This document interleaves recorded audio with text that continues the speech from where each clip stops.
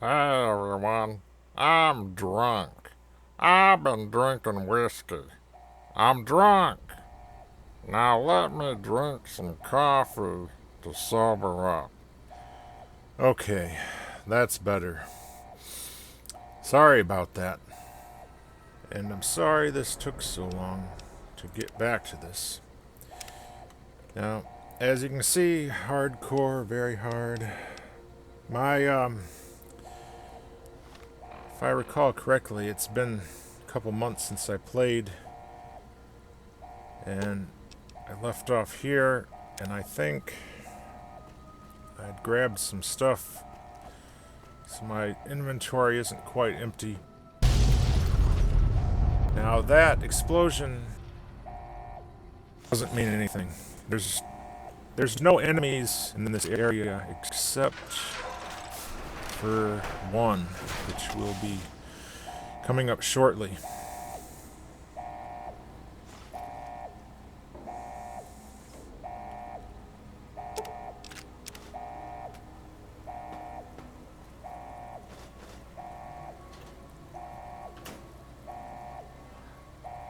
Okay, well, big fiery chasm there, just like Oxhorn's asshole after Mexican food.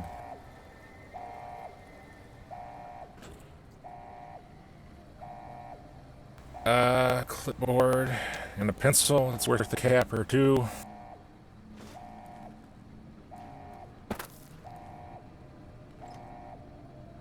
Some 10mm rounds. I can definitely use that in the SMMG.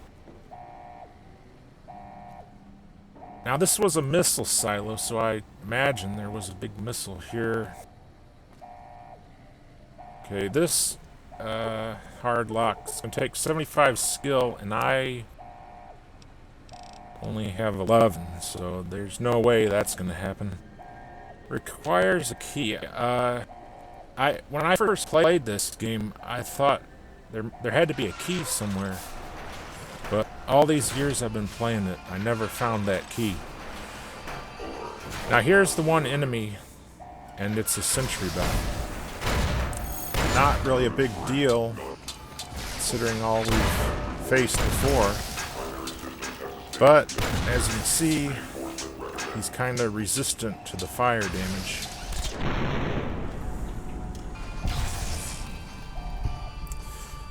It's 50 XP anyway, that's cool. Now Eddie can open that commissary for me, and I can unload some of the stuff I'm carrying. And there's also an auto dock here. But this place, there's not really a whole lot in here. Now, like I said, that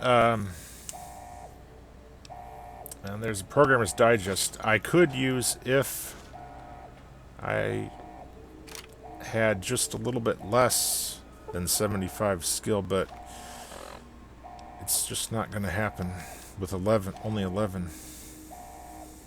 Of course, that's partly lowered because, like I said, I've been drinking alcohol, which lowers your intelligence. No, I'm just kidding. I don't drink alcohol. I would prefer to keep the brain cells that I have, because you don't grow new ones. You get if you drink whiskey or scotch or vodka or whatever every day, you get dumber and dumber because your brain cells are killed by the alcohol. The blood nap, I probably would have done better against that sentry bot had I used that. But what's done is done. I think I'll just fast forward through this.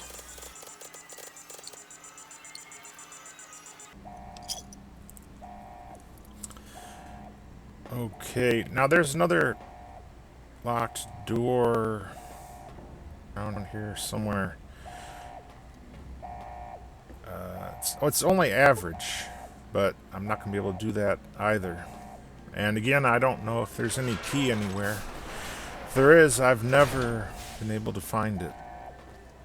So, what that means is there's certain areas in this DLC which you cannot access unless you can pass the skill checks, which I'm not going to be able to do, so I won't be able to get in there.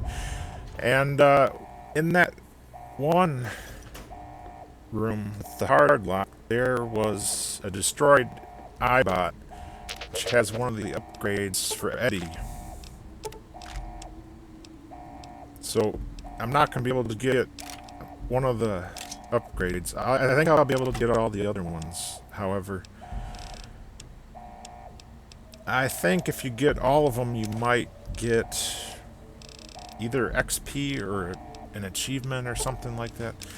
Anyway, I already have the achievement, so that doesn't matter to me, but I could definitely use any XP I could get, but I just don't think it's going to happen. There's also a Ralphie poster as well, so I'm not going to be able to do that either, but it's only 100 XP, so who cares, you know? That's just like killing 2 enemies, basically. If I want XP that bad... Okay, here's another average locked door I can't get into.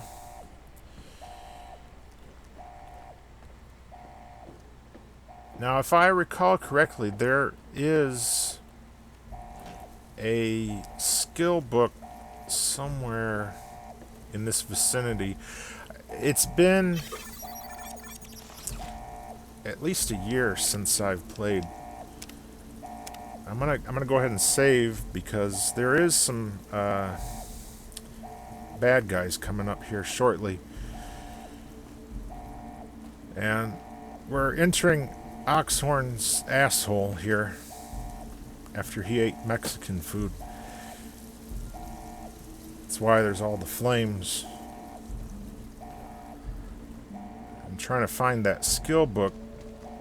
I just can't remember. And here's a hard locked safe. I have no idea what's in there, but probably nothing we necessarily need.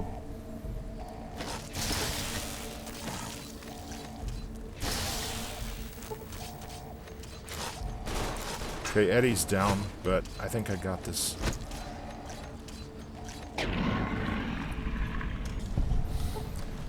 This flaming sword thing, the shish kebab, it's a great weapon against the tunnelers because they have no damage threshold, so that the fire have a mountain of HP, and the fire really does a number on them. But they're not afraid of it, though, like they are with the flare gun, which is kind of stupid if you ask me, because they're supposed to be afraid of fire, right? But maybe that's for game balance purposes or something like that. Who knows? Now, I'm trying to find that skill book that should be around here somewhere.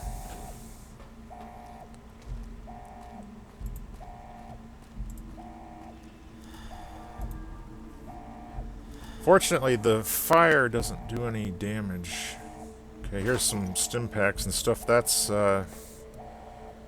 good.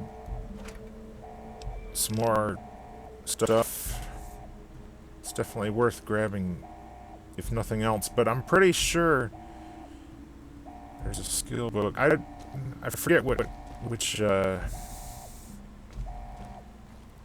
skill book it is, but I just know it's...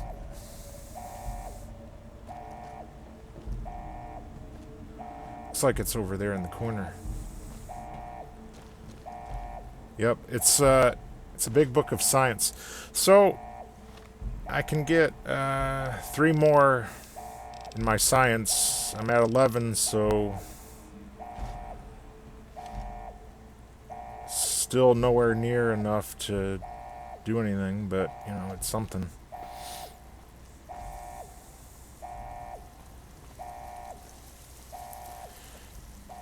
It honestly doesn't matter in this DLC because it's going to be over before I could even get enough points to do anything. There's only one of every skill.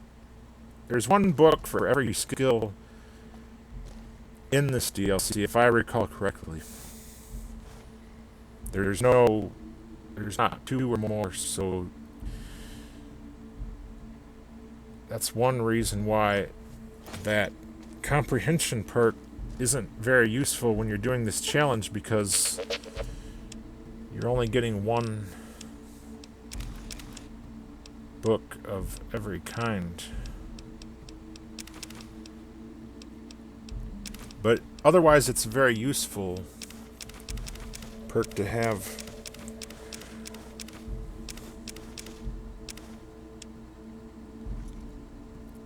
And there will be some more enemies coming up here, so I'm going to go ahead and save again.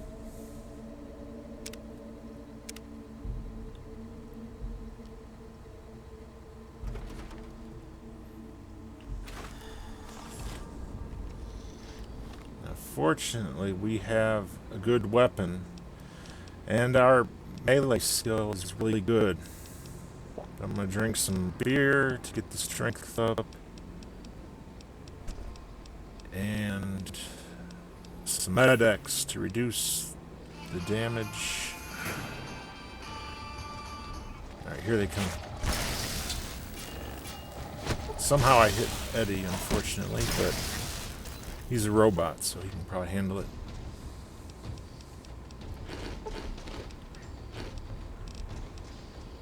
Now those MREs, it's good to get your FOD level down, but they don't do a lot of healing.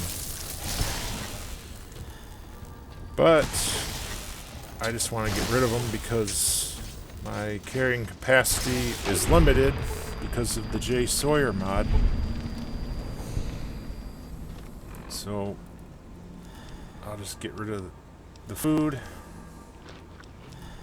I got a ton of stim packs, and in hardcore mode they have weight, so it adds up to quite a bit.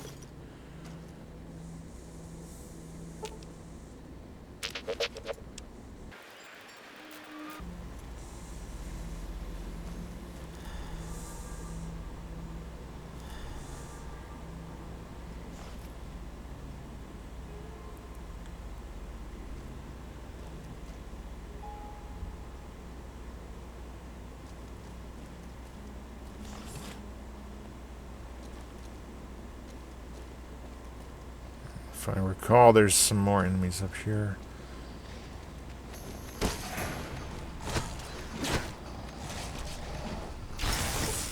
Look at that. Only 28 HP left. Damn. Well, might as well use up these stim packs.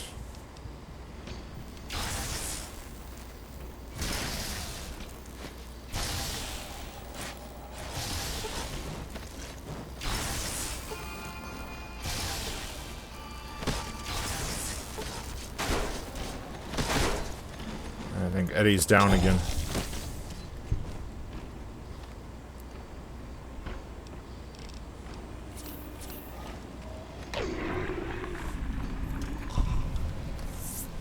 I'm almost up to level 8.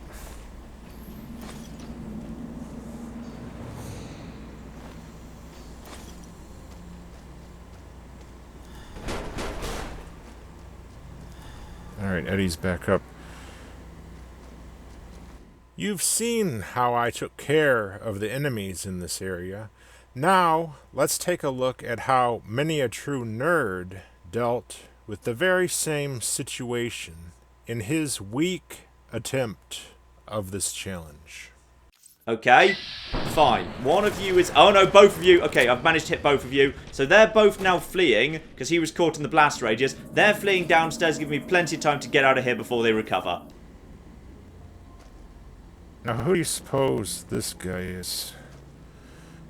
Freddy Fears House of Scares. Now, that is a reused asset from Fallout 3, I believe.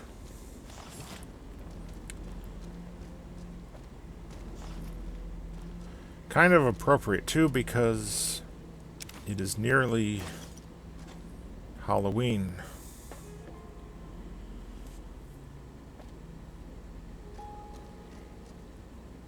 Now, isn't that the lore, too, that the Great War, or whatever, it started in October, I believe?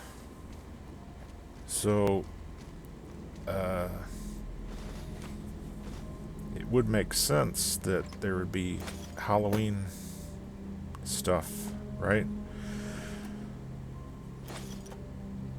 Alright, can't get anything else out of here.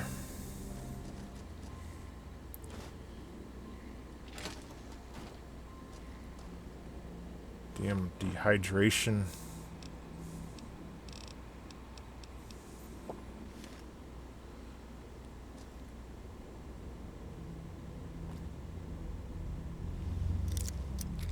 Okay, here's a way to get some XP. I don't know if that'll put me over. No, it's not. But there's a Tales of Chivalry, which, if I ever remember to use it, it would help in some melee fights. I'm pretty sure if your skill is at 100 already, then reading the magazine that adds another 10, it doesn't actually do anything for you. So it only makes sense to use magazines if you're below 100. Now, I do plan to get my melee up to 100, because that is how I am building my character. As you can see, I'm kind of crippled. Now, there is, if I recall correctly, there's a... You have to do a trick here. There's a Chinese Spec Ops training manual. You gotta do something like this, where you go into third person, you crouch down, and you rotate. I've done it before, and I'm pretty sure it's right here where you're supposed to do it. To be honest, it doesn't really matter though, because I'm not gonna be able. Sneaking's broken in this DLC anyway, so it doesn't really matter. And besides that, I'm not really, it's not really something I care to do anyway, even if I could, because I'm not Matun and trying to avoid confrontations. I'm more than happy to fight any enemy I come across, because that's what Rambo would do, right? And speaking of which, I still have not seen the new Rambo movie that is in theaters. I guess I probably should have seen it before doing this DLC challenge thing, because, you want to know what you're doing. You want to get into character and research how to be Rambo. Alright, let me try this again here.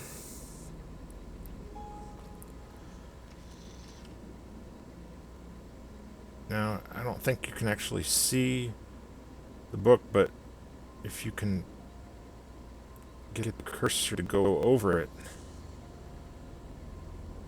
I don't know.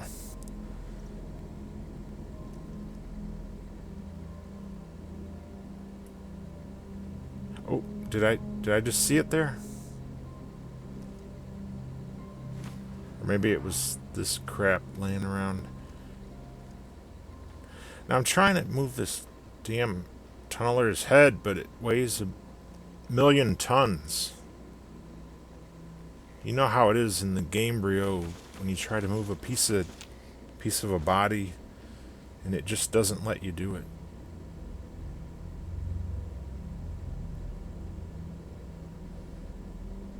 I'm not. This helmet also doesn't really help anything. That stupid sneak sight, I hate it.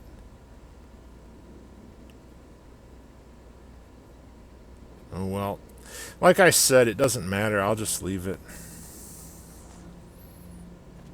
But I have done it before, so I know that you can do it, but I just don't feel like bothering with it.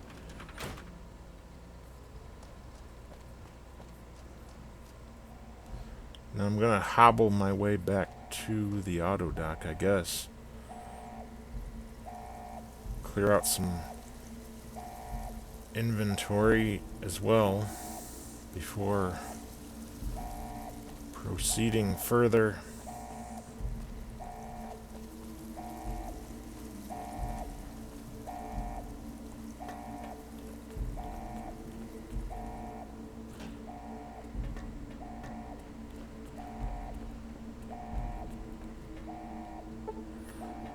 Would be nice to get in there though, but it's just not gonna happen.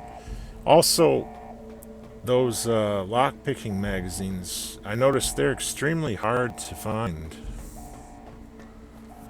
Like certain types of magazines turn up a lot, but that one is really rare.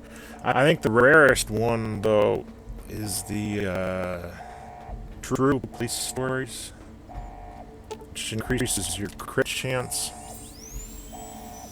I think those are extremely rare to find. Doesn't matter anyway because I always forget to use them. So, you know, I wouldn't even remember to use it anyway, even if I had it, but it can definitely help, but it just, you know, it's a big hassle to buff yourself up during the fights, you know. But when you play doing really hard challenges like this, you kind of need every advantage you can get. Actually, now that I think about it, I don't recall if I even found a single one of those magazines in this playthrough so far. It's possible that there's not even a single one in this entire DLC. And it's like that with a lot of things, really, because like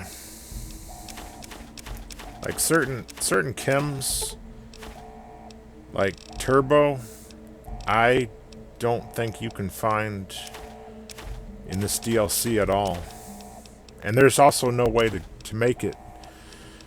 Even if you have the right skill and all that, you still need Cazador, Poison Gland, and some other stuff, and there's no Cazadors in this DLC, so there's no way to make it. But I will say it's probably my favorite chem, and it would help a lot, especially as a melee character, because being able to move at super speed, it allows you to close the distance faster on enemies, so you don't get shot while you're trying to run up to them, you know. Very useful for melee builds, but Like I said, you just can't find it here.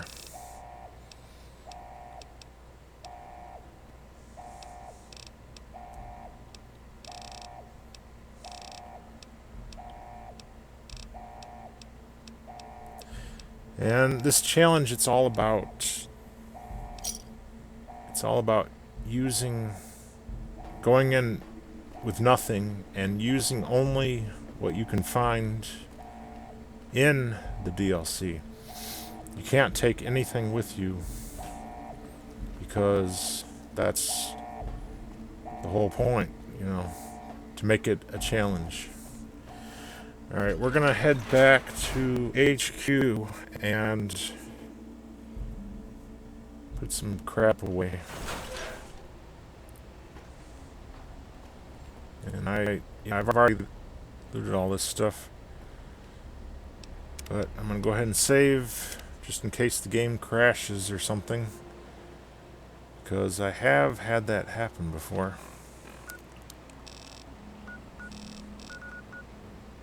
During fast travel.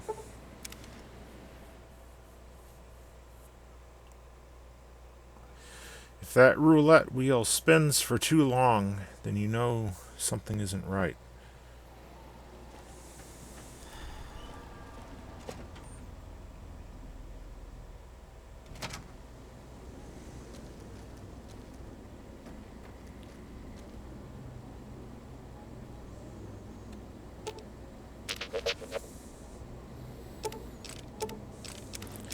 Alright, I'm going to be doing some inventory management here with Eddie, so I'm going to go ahead and fast forward through this.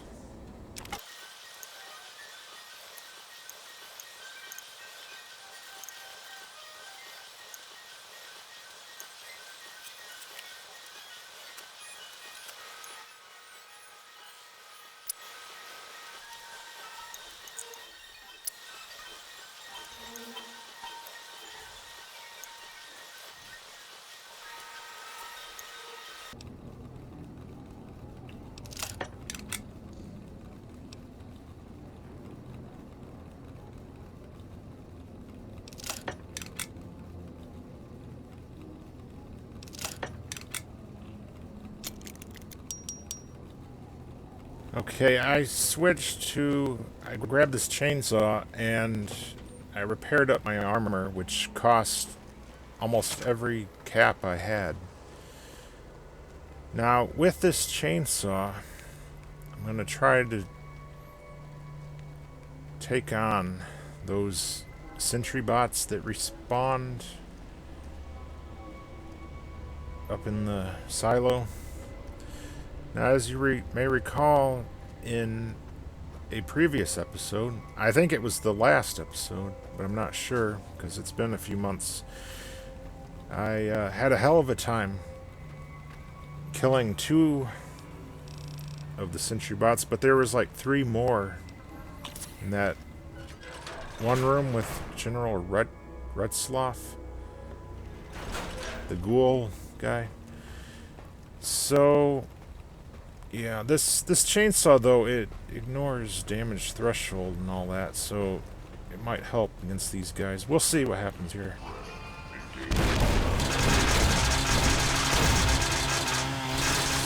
That sound is irritating, isn't it? But it's getting the job done. Let's see.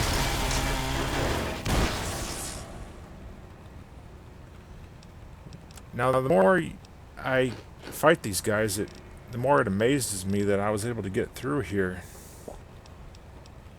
Because, as you recall, I entered into this DLC with nothing, and at level 1. So,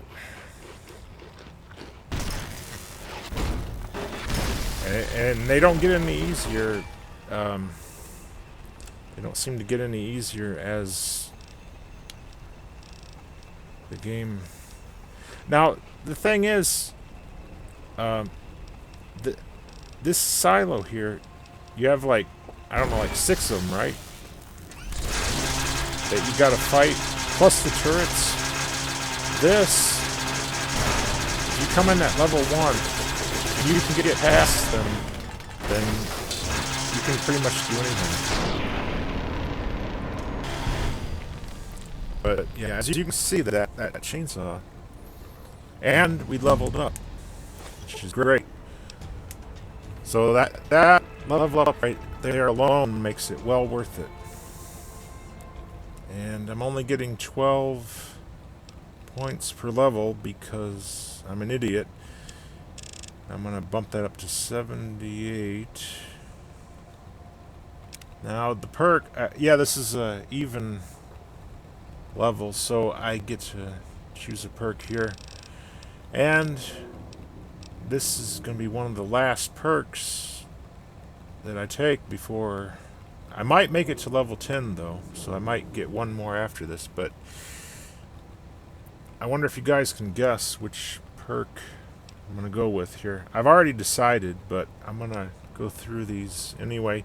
Stonewall is an excellent perk for a melee build. I wish I could take it, but I've already decided on one. And if you've been following this series, you probably could figure out which one it's going to be from the clues, the hints of what I've been doing up to this point. And the perk I'm going to take is this one, the cowboy perk. And the reason why is because it gives 20% more damage for all of these different things. But the main thing is the blood nap, or as I like to call it, the Rambo knife, which is what this whole entire character is based on. Now the revolvers and lever action stuff, that's a nice addition as well, but mainly I'm just doing it for the sake of the blood nap.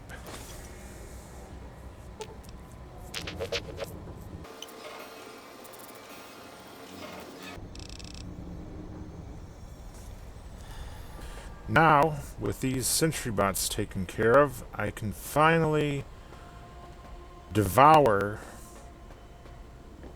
General Retzloff's corpse in peace. I'm a cannibal, and now I can eat him, and I'm gonna put him here on this sigil. And I'm gonna... Well, I'm already at full health, so I think I'll just cut him apart and take him with me. But the animation is exactly the same. It would be nice if you get a different animation where you, like, skin them or whatever, butcher them, just like in Red Dead Redemption. But, you know, doing the animation for that would take more time and resources than what Bethesda would want to invest, I suppose. But I got the knife for it, as you can see. This would be a great knife to butcher a corpse and strip the flesh off. Now there's one more red pip down below, as you can see. Well, I'm gonna dine and dash this guy too. I've already looted him at the start, and apparently he doesn't respawn. And as I've said before, that guy nailed to the wall, he is just a prop, basically. Those things, they're not real corpses per se. You can't devour them like you can with a normal corpse. They're just like containers, basically. Now, I wish he would go for Eddie rather than me.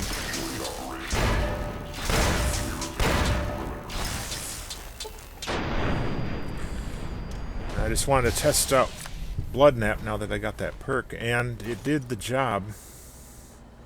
I don't know if it worked any better than the chainsaw. The chainsaw worked pretty good, because these sentry bots, you see, they're They're very heavily armored, and the chainsaw ignores the armor, so it... Even with that cowboy perk, the chainsaw probably still is better, I guess, but...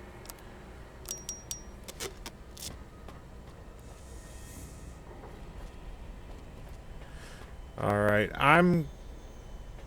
Now, what I'm doing now is I'm gonna look for any easy locked containers, or easy locks that I can pick now that I've got my lockpick skill up, because, well, I don't need anything, I don't need any supplies or anything, but I just want to farm the XP.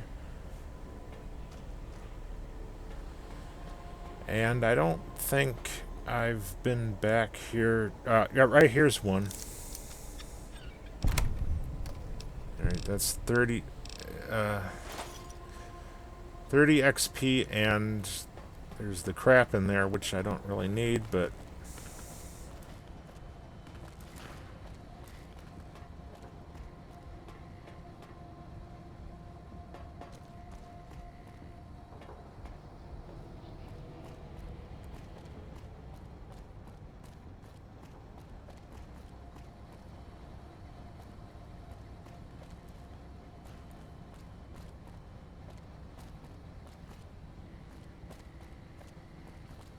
Okay, here's one of those sentry bots that fell all the way from way up at the very top.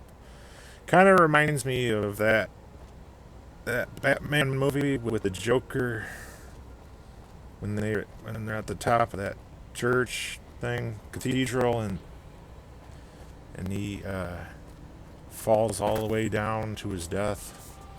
That was kind of the funniest part of the whole movie, I thought.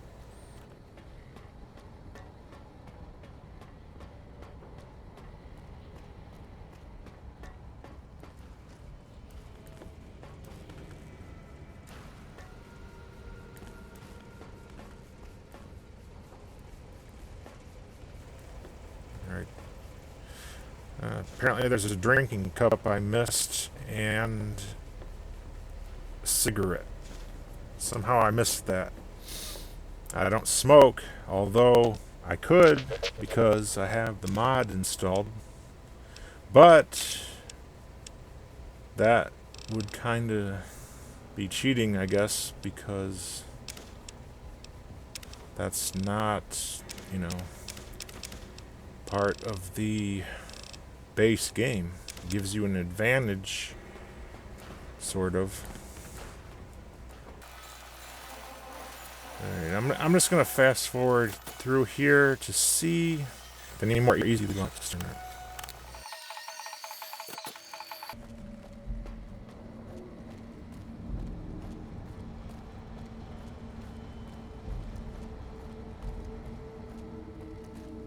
And there was no more locks, apparently. So I didn't miss anything. So now we can get... Oh shit. These guys respawned. Damn it. Just when I thought I was done with this place for good. Now I gotta deal with these guys again. But at least the turrets are gone, and there's only 2 now, so... should be doable, I guess. Damn.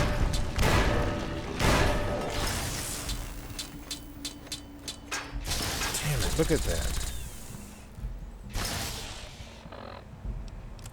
Well, it gives me an excuse to eat a bunch of mac and cheese.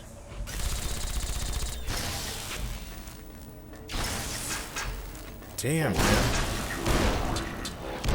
Even just one of these is pretty damn tough.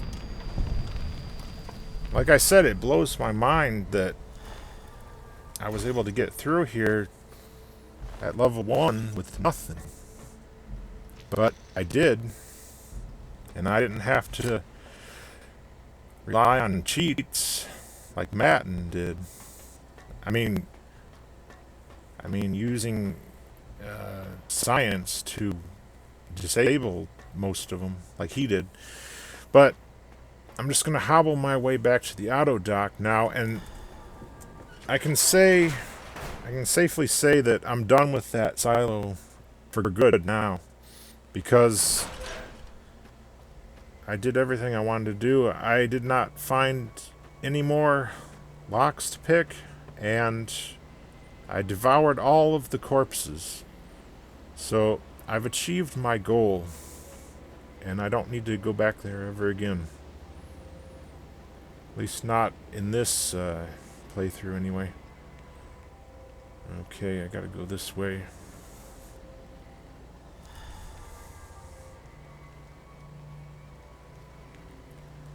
It just sucks. I had to use a whole ton of healing to get through there.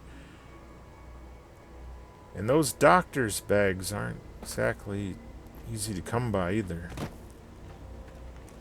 Now, I could probably craft some if I had enough medical skill, but I do not.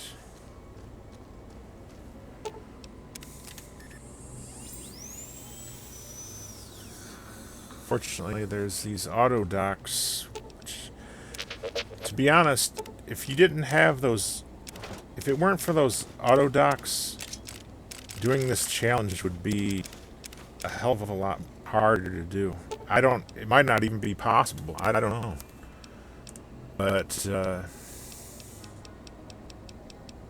yeah.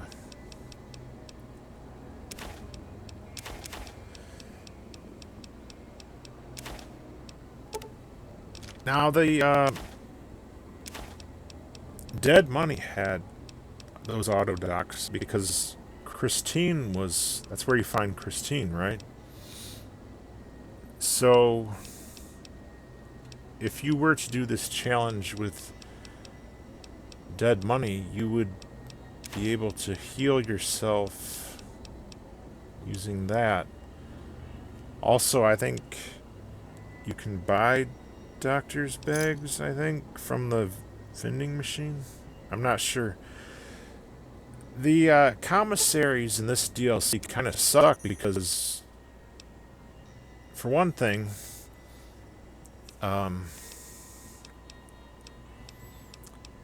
the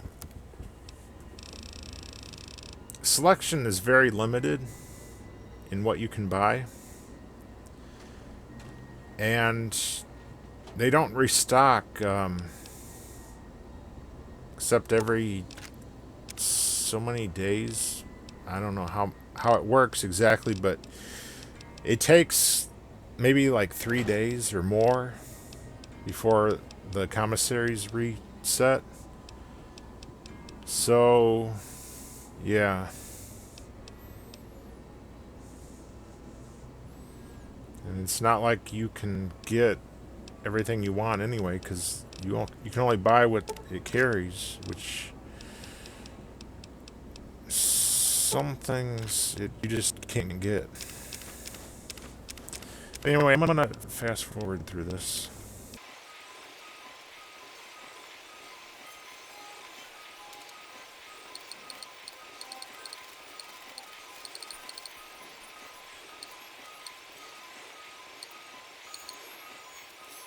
And now that I got the cowboy perk, I can start using this trail carbine. And if Eddie can heal it up, repair it up, I should say, that will help it even more. And I'll repair my revolver. And I have a knife, just a basic knife. And I think that the cowboy perk helps with the basic knives as well, the kitchen knives, but I'm not using that, of course.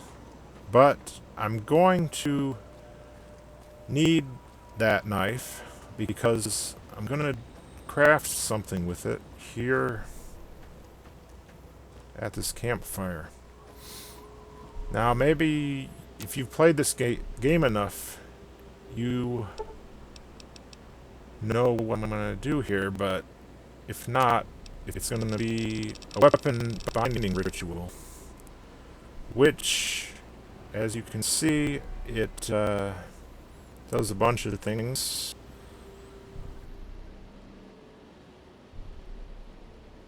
But the main thing is it increases your melee and unarmed damage by +10.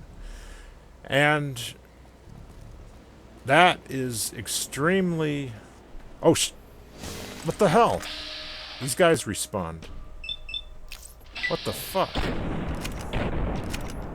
And my accuracy is shit, as you can see.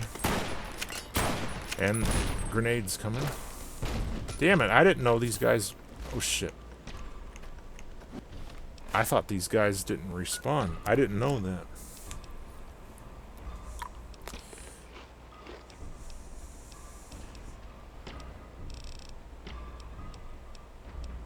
Now, I don't want to use that healing powder because the healing powder is one of the ingredients for the weapon binding ritual. Shit.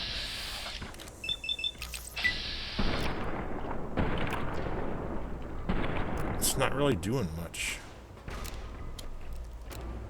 I guess that makes sense because this is a really low tier weapon. And my gun skill is only like average still because I've been putting all my points into melee.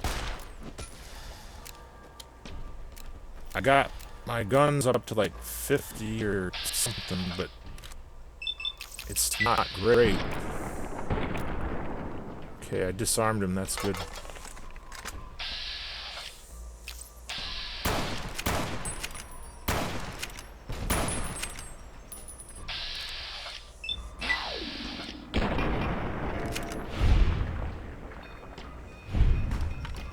After I get my melee up to 100, I'll put whatever points I get probably into guns after that. I would like to get survival up as well, but I don't know if that's gonna happen. Damn it, aiming with the controller is hard. And that 24% chance failed both times. And to be honest, these sights aren't the greatest. Well, Eddie finished him off, that's good. Alright, well, I'm not going to complain too much because it let me farm some XP. Okay, he was carrying a hunting revolver, which is in bad shape, but it's a better revolver than the 357 Magnum thing. So what I'm probably going to do is sell the 357 revolver and probably use the hunting revolver instead. But the reason I came over here was not to fight those guys, but rather to grab some Wonder Glue, because I know I didn't loot this stuff.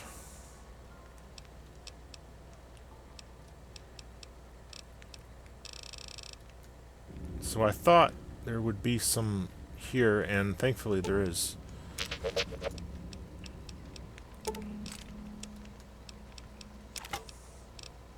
And it gives me some stuff to sell also because, as you may remember, I spent nearly all my caps getting my armor fixed up.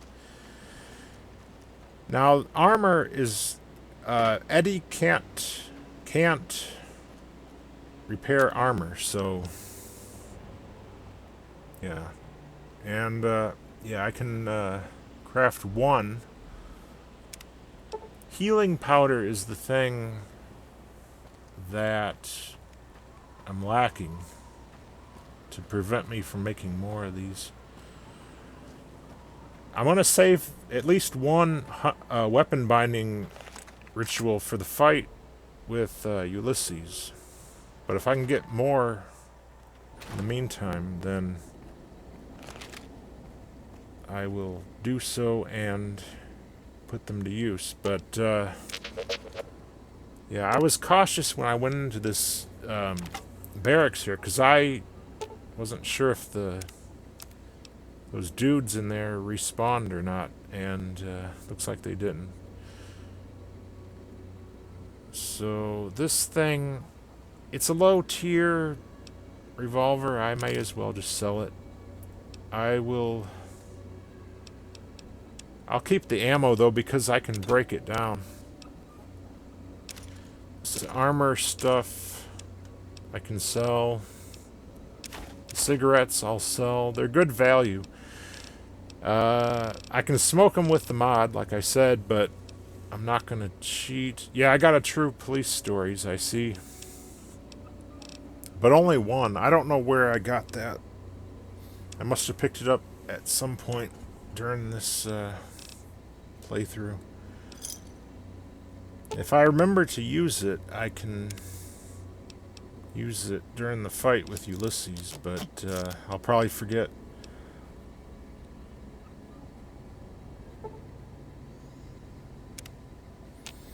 I will say this, the fight with Ulysses is, I'd say it's definitely harder than the fight with Legate Lanius. Which makes sense, right? Because Legate Lanius is the end boss of the vanilla game, but this DLC is the final DLC, so it makes sense that the end boss of this would be harder than of the vanilla game. Okay, we're gonna go down into Oxhorn's fiery asshole here again. But we got a trail carbine now. And that will help us in the fights ahead, because there's going to be some long sight lines. I mean, this isn't exactly a sniper rifle. The sights are pretty terrible, but it's a sniper rifle for a cowboy, right? It's not a real sniper rifle, but if you're a cowboy, then this is what you use. Alright, I'm pretty sure that this isn't where that magazine was. I just know I've got this before, but for some reason I think it was that one further back. Oh well.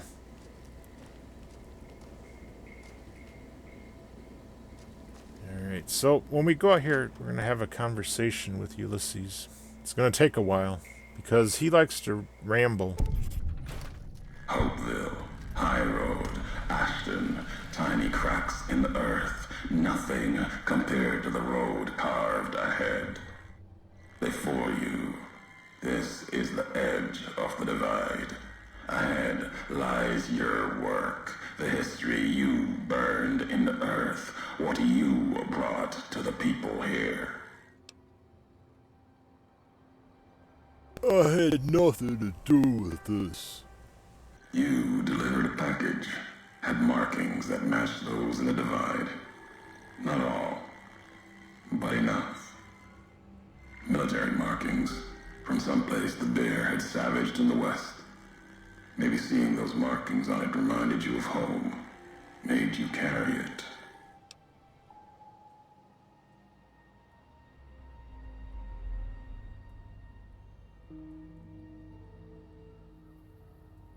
This package, I don't recall it. It was from the west, from deep in NCR. Whether made by them or not, it came here through your hands.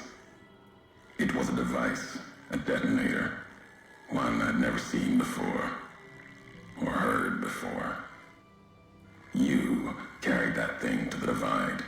I know because I followed you as you walked the road, watched you do it. You brought it here, to the community you built, and you are responsible for what happened after, when the device opened, started to speak. When it did, the divide answered back. Those missiles you've seen, buried in their silos. They exploded beneath the ground, cracked the landscape. Sand, ash, the dead. The divide skies became a graveyard.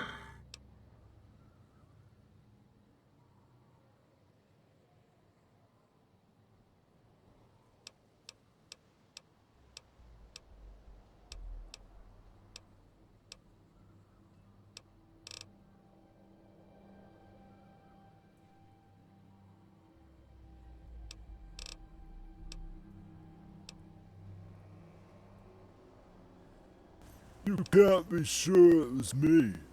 No, I am certain.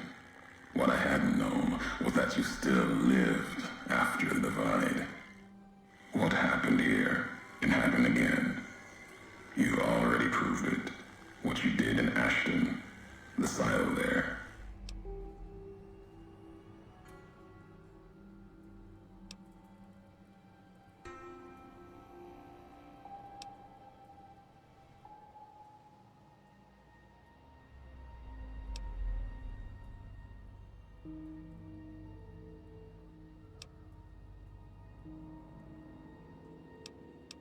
I've had enough of this. Whatever you game, I'm done. No, you are. Cut off your retreat, your supply line. Ashton missile, turn Hopeville into a furnace. You can walk back. Still can. But the divide will mark you. Sickness will set in. Not immediate, maybe. But in time. Slow burn. A little faster than before. The way ahead and below leads to the heart of the divide. And there, you and I, we'll have an ending to things. I'm not done talking to you yet. There's more I want to know. Already heard you once, long ago, and loud enough for history to hear. Tired of your messages. Still, curiosity drove you this far. Let's see what else it can do.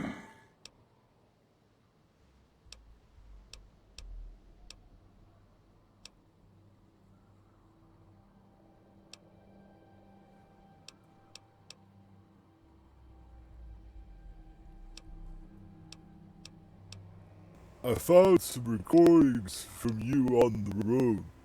The tapes. Didn't think those would be found.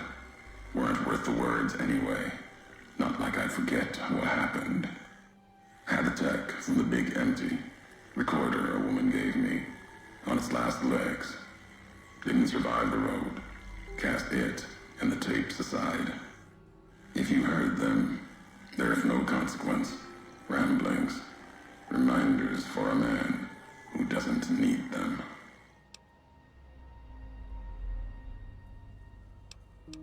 So, what, they weren't that important then? Words lost to history. Wouldn't have left them on the road otherwise. On the high road you mentioned NCR and Legion fought here before and after the divide. The two-headed bear made its claim, dug its claws into the trail you made. For once, it seemed like it might succeed. Cut a route to the Mojave. Couldn't let NCR stay in the divide. Trade route, road the military could use. Can't have two roads into the Mojave. Not after the work we'd done to cut off New Canaan. Other routes, killing caravans. All we done to make the West bleed.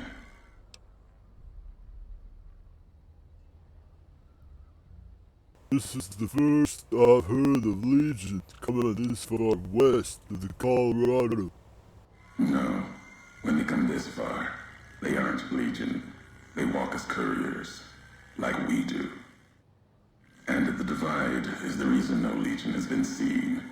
None belong to Caesar, not in this place. The ones that came were following orders. Caesar's orders. Every supply line gets cut. Every community that feeds the bear, cut its throat. Starve the Mojave. You were planning to attack the NCR here then. Bear made its shadow felt here, more than I could handle. Heavy guard, watchful. I watched, waited.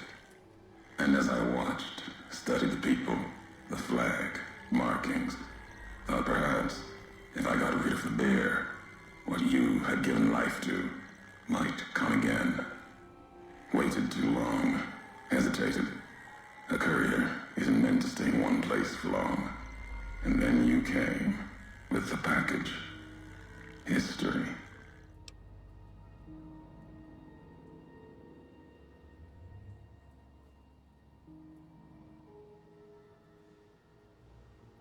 So the Legion doesn't know what happened here? No, they don't know the history of it. So send others to find out. More to die. At the hands of their brothers, the divide has claimed. It doesn't matter. The bear's reach was cut off. Now only the long 15 remains. Once that's finished, Mojave will be under the flag of the bull.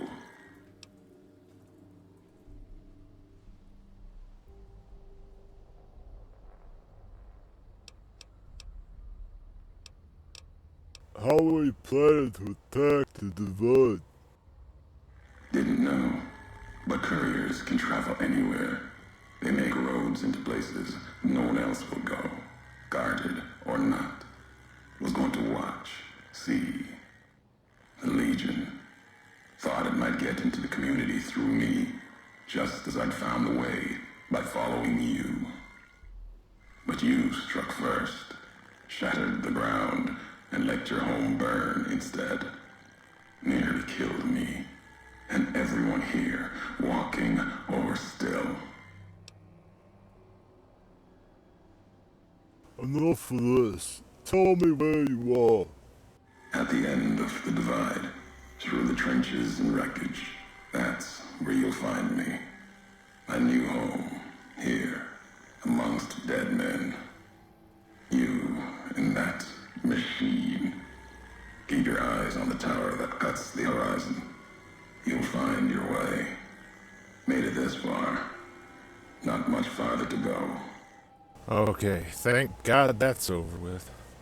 Now, make sure to save so I don't have to go through that again.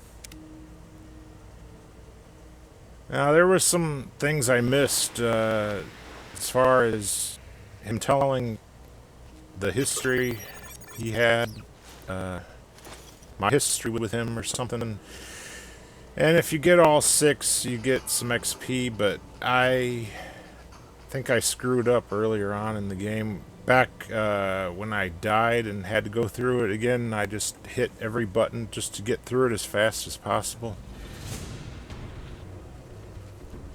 So,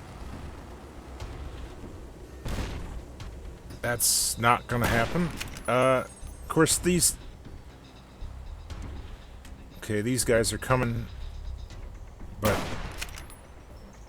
like I said, this isn't a real sniper rifle. It's a cowboy sniper rifle. So it's just not gonna work very good. But fortunately, there's a nuclear warhead right there, and these little ants are gonna be blown up, just like ants under a magnifying glass. Okay, now there's one coming. If I cripple his legs, that'll slow him down.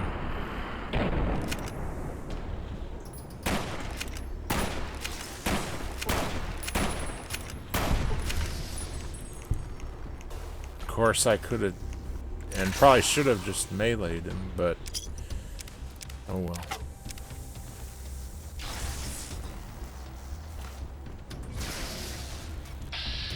Oh, he's just got one of those stupid Ghostbuster things that aren't gonna do any real damage.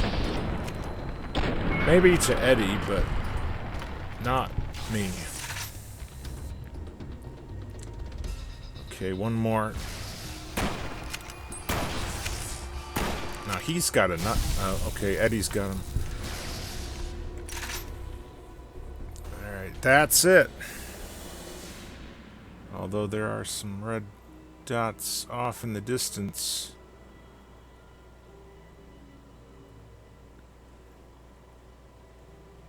I don't know if I can... Damn, this sway. Plus they're moving.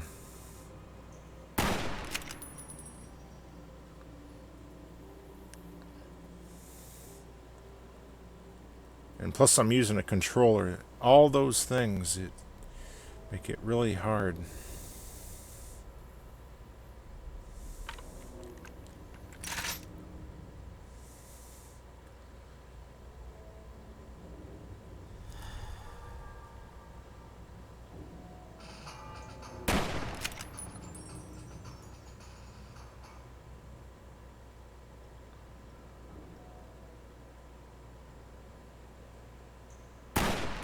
Damn it, I didn't get a single hit.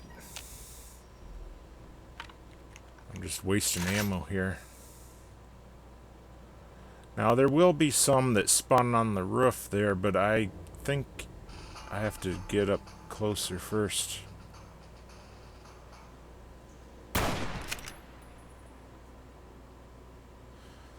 Now it's possible that they're so far away that maybe I can't hit them at all. I don't know.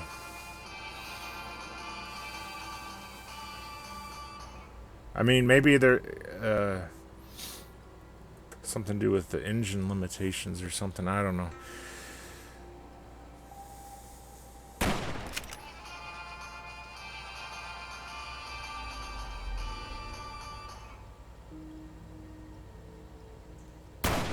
Like I said, this isn't the ideal weapon to try to do this with. What I need is one of those sniper rifles, but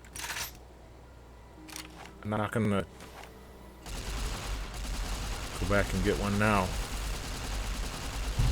That's another one of the warheads. There's a couple more around here in this area. One of them you have to detonate to proceed, and then there's another one. I'm just going to try the nail gun here.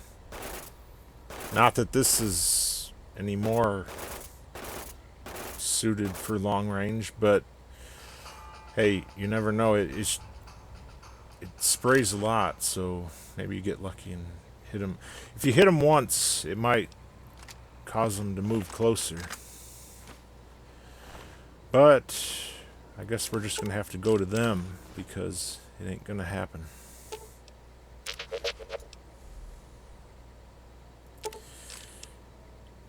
Now, back there when we was talking with Ulysses,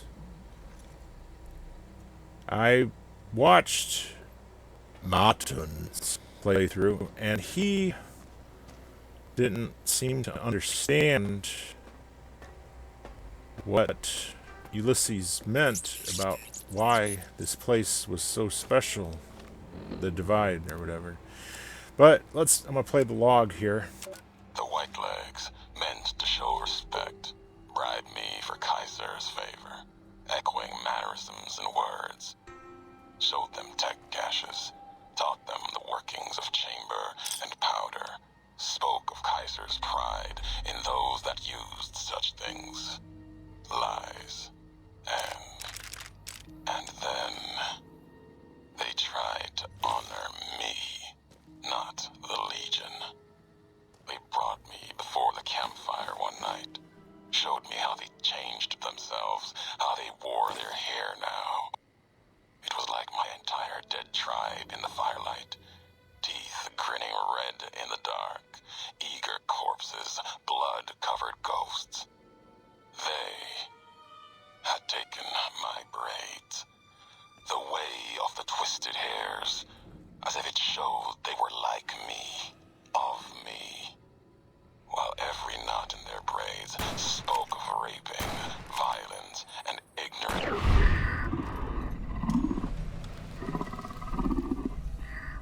And they thought to show respect, defiled it. Self in trying to read the braids they wove, when I remembered they had put no meaning in it.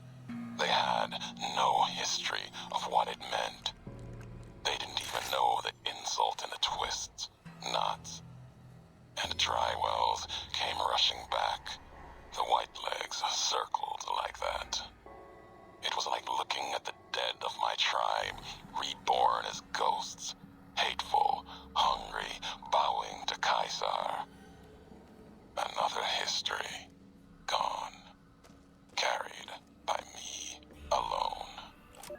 Okay, did you just see what happened there? That mole rat went running, and then he ran over a satchel and exploded. Now, I've played this game many times, and I've never seen that happen ever.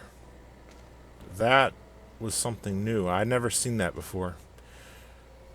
Okay, here's a random stim pack that's just randomly there for no reason. And some stuff here. Now, there's going to be some more marked men that try running through this area. So we're in caution. They're coming. And I don't think... Alright, there's some cat-eye. That's one of the most useless chems in the game, which I covered in my Good Springs Cave lore video, if anyone wants to check that out. That video got nowhere near the amount of views as I thought it would, Dad! so... Hey, Dad! Check out this robot I found! Careful, Tommy. I've never seen a robot like that before. It might be dangerous. He's not dangerous. Look, he's hurt. Can we take him home, Dad? Maybe Mom can fix him. I don't know, son. What if someone comes looking for it? Please? He looks so lonely. Maybe if Mom fixes him, he can help her out around the garage. All right, boy. But if he breaks anything, it's coming out of your allowance. Yay! He'll be just like Ralphie. Only this one's not a toy. Sounds like that kid was pretty fond of you. Why did you leave?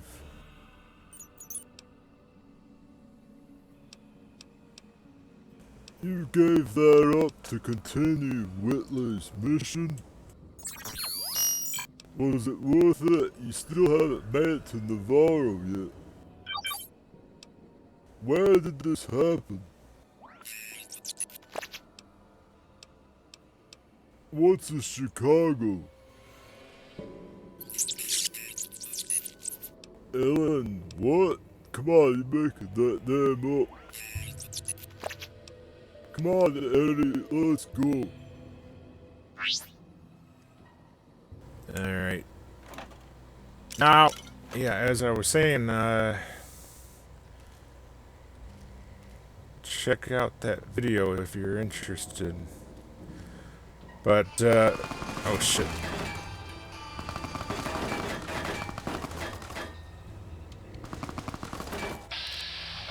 Yeah, I'm out of VATS range.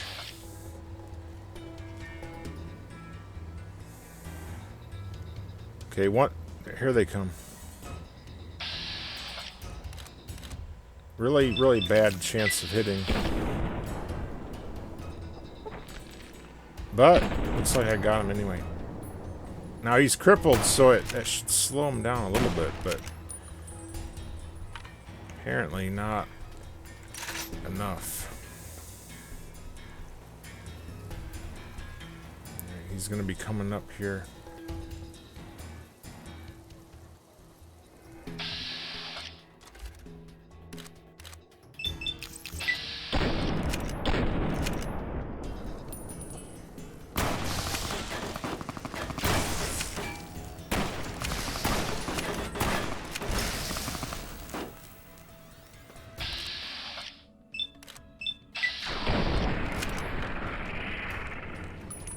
I should be meleeing him. Why am I doing this?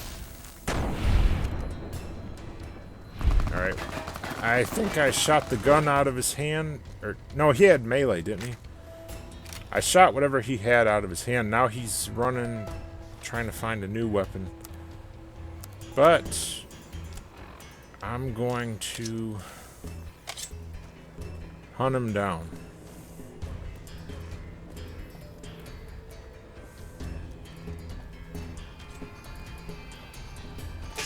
Oh yeah, he's got that one guy's knife.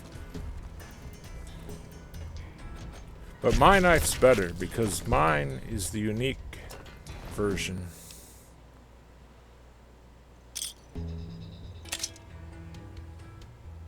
Alright, now I'm over encumbered.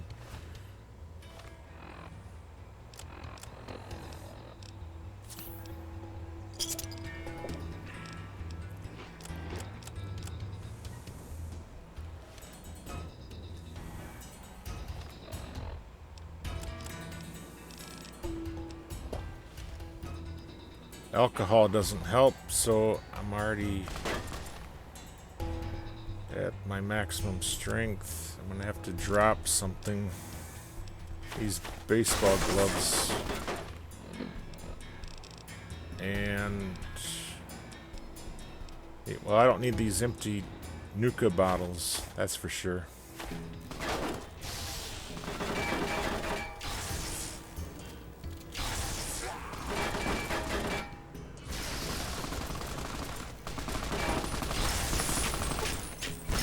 Hey, he's got a LMG. Now that is a good Rambo gun. Too bad LMGs are covered by the grunt perk as opposed to the cowboy perk, which I already have taken. I mean, the LMG is more like what Rambo would use than a lever action rifle, right?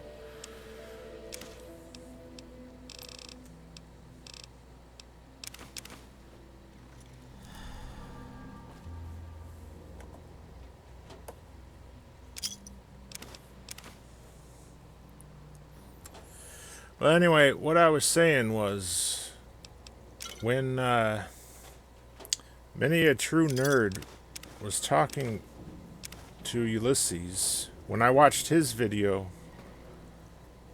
he didn't understand what was special about the Divide community,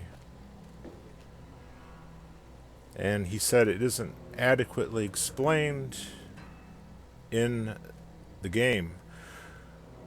Which, to be fair, I'd say is true, but if you think about it...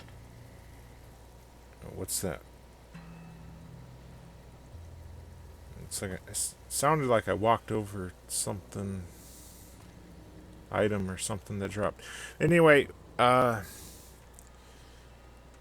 Divide community, from what I've been able to understand, it represents what America, what the old America stood for, that had somehow either managed to survive in an isolated pocket here, or had been rebuilt,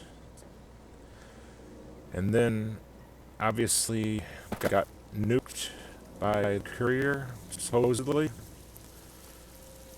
Now that's just what that's my assessment on it. Of course, it's not explicitly explained, but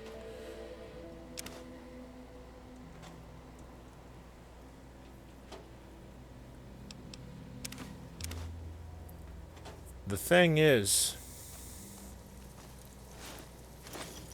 there's just an empty sack there for some reason. Anyway, what I was saying is, Ulysses tells us that the NCR was right to want to rake their hands in it. And the Legion wanted it destroyed also. And I think they both wanted it destroyed because it presented a better alternative to what they are offering to the wasteland. I think here there was genuine democracy, unlike the fake democracy of the NCR. But anyway, we got to be careful when we go through this door here because there's going to be a satchel.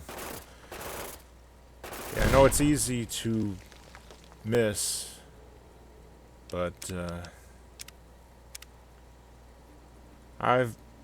first few times I played this game, I fell victim to it, but I know better now. But nevertheless, I'm going to save here. Now, I'm not entirely sure exactly how many satchels there are in this area, but I know that that mole rat took care of one of them, at least one of them for us. And that was another one right there. I'm not 100% sure if there's any more or not, so I'm going to be careful. I haven't died to any satchels so far, and I'm kind of proud of that. Partly it's because I played this game so many times, but also I'm just really very thorough and perceptive. Okay, shit, those guys spawned in now.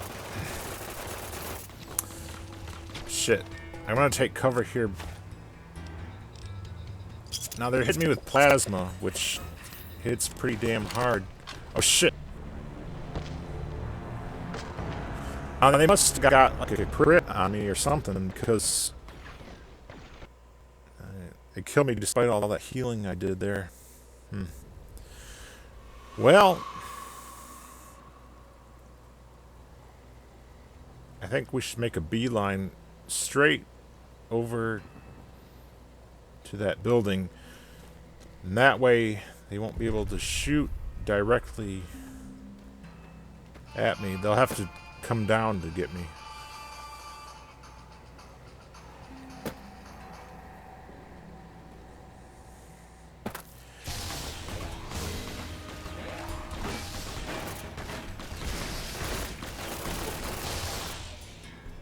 I shouldn't be using the nail gun.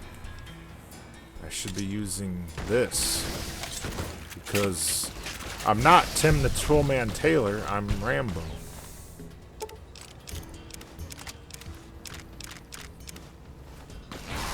Shit, now I'm over encumbered.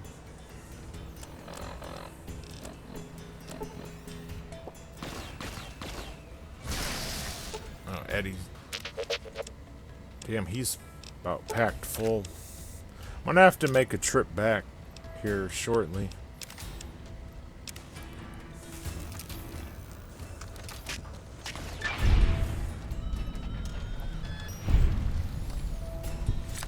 Nice. Got 125 XP for something there. Plasma Defender. That isn't necessarily what they were using before, because it could be a randomly different every time. But I'm going to go ahead and eat him to recover some of the damage he caused me. I think he owes me that. And might as well repair this. I don't really need to, but it's a way to get my weight down a little bit. And you can go into my pocket for later. If I feel hungry, I can eat your remains. Yeah, truth be told, that cannibal perk isn't very useful. The only thing I can say is it's kind of funny, but other than that, there's really no reason to take it ever. Because look at all this healing I got here. And this is supposed to be, you know, a challenge run, and I'm supposed to be, like, hard-pressed, because I'm playing on hardcore and all that, but I have so much stuff I can't even carry it all, so there's really no reason to resort to cannibalism. That being said, why are the marked men resorting to cannibalism when there's all this food everywhere? You know, all I gotta do is look in these shipping containers and these sacks and duffel bags and crates and all this stuff. There's, you know, there's all kinds of food everywhere. Well, actually, it looks like they have been eating food, because look at all the empty tin cans laying around. But maybe they just prefer the taste of human flesh. I don't know. Okay. There's red there, indicating danger. And here's that mole rat that took care of the mine for us. I gotta be careful, because there might possibly be more satchels. But right there's the nuclear warhead. Now, before I head back to HQ, I want to trigger one of the map markers. So I can...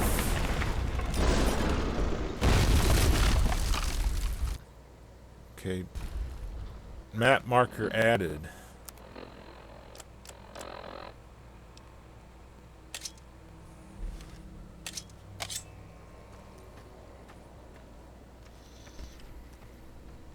But I gotta, it's not enough to just add the map marker. I have to actually go there and activate it.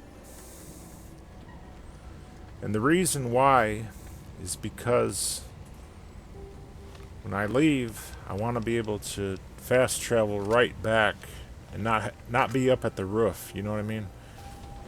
Because I don't want to have to go all the way down the stairs and all that. Alright, this guy's got an LMG.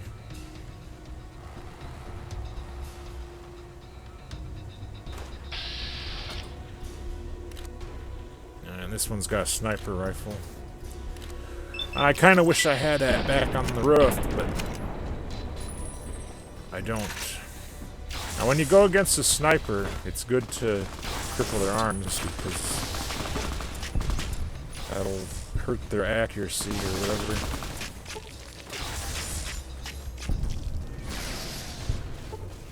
One more and then we're done.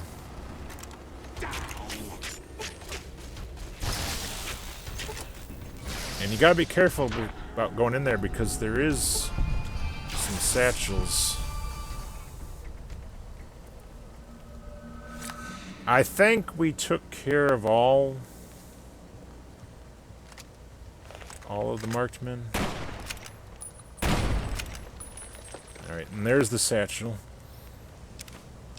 And he had some dog meat on him. Now you saw how I cleared out this area. Now,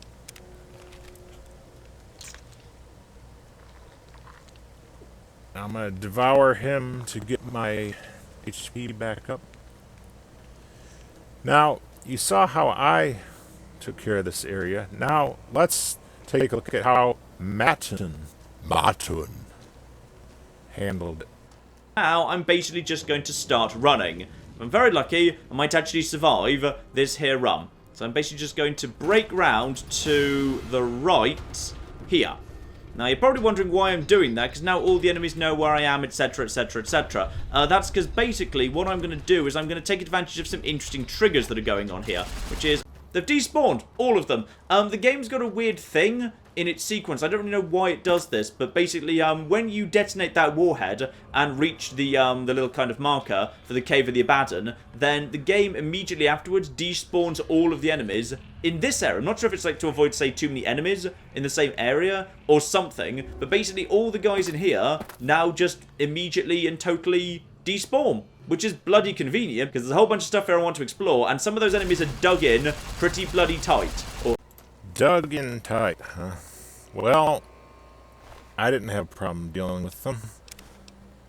But, of course, Matten had to rely on an exploit in the game to cause the enemies to despawn rather than deal with them like a man would do. Oh well, what are you gonna do, you know? I don't know why people would want to watch somebody run away like a coward, but whatever. Seems like my playthrough would be a lot more interesting, right? But whatever.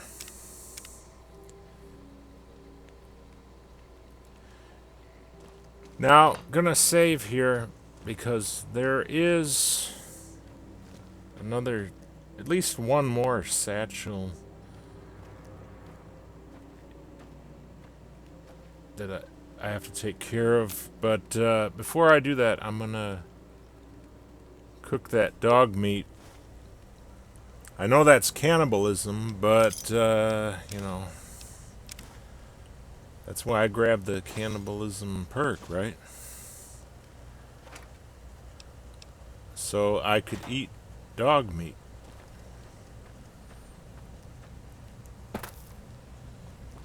Just jump up here real quick.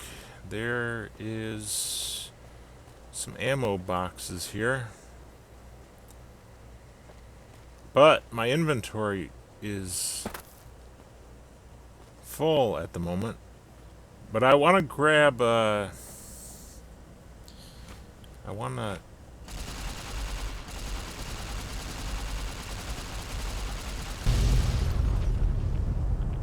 Okay, there's another one of the warheads.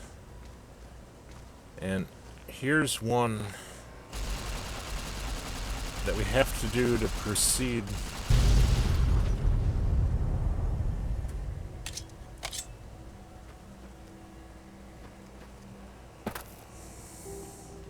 Now this area we just opened up here, it's got a destroyed iBot with one of the upgrades for Eddie. And as I said, there's one behind that locked door which we can't get, but this one here will give us +2 damage threshold and Eddie as well. So it's kind of like having the toughness perk. But we only have it if Eddie is in the party. So when it comes to the point where he departs from us, then we won't be able to use that anymore. Until we get him back, of course. Now I just want to creep in here to activate... Oh shit. I gotta talk to Eddie.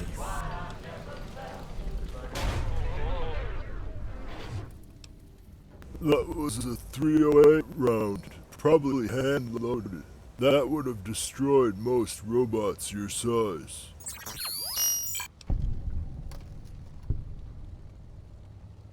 No wonder you didn't make it all the way to Navarro. That bullet probably did something bad. What was that?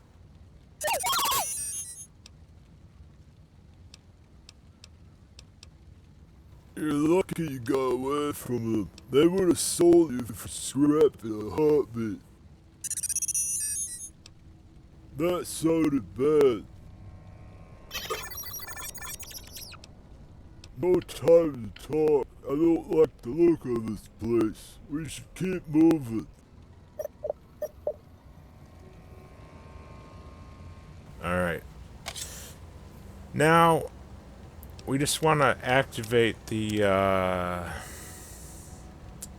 the map marker thing so that we can fast travel back and not have to go all the way from the roof of the tower.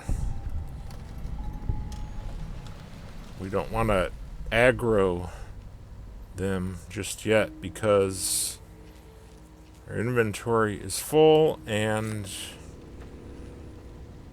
we don't have any space to carry anything else. So now, yeah, see right there's the 2 map markers. I just didn't want to have to go all the way from the roof, you know. Because that is a lot of backtracking.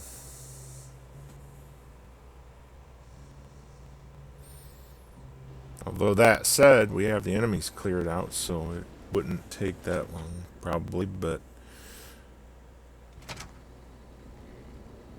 whatever. Now, Eddie's got all this stuff. I'm gonna go ahead and fast forward through this because it's boring.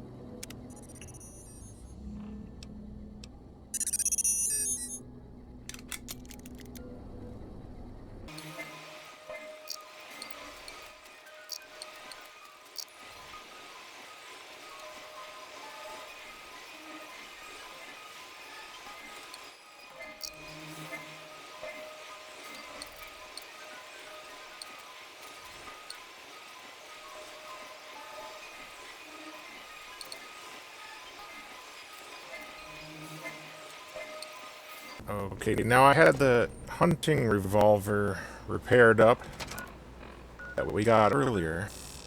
I had Eddie repair it for me a little bit. And we'll fast travel back to that cave of the Abadan. Oh shit, we're in the cave. Holy shit, it didn't... Well, this isn't good.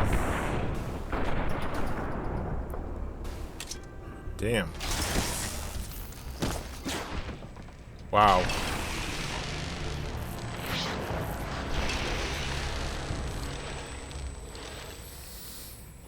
I didn't think it was gonna fast travel me right into a fight, you know. Damn. I don't meet the skill requirements to be using these, actually. It says 75, and like I said, I'm about 20 points below that.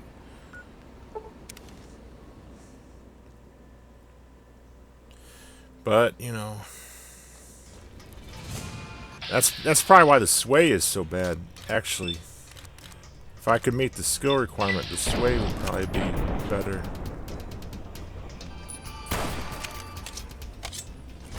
The hell with it. Damn, these guys hit hard.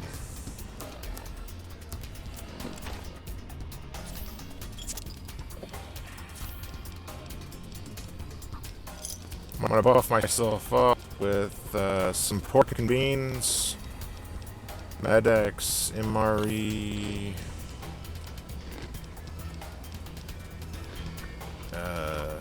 that dog steak I cooked, and some mac and cheese.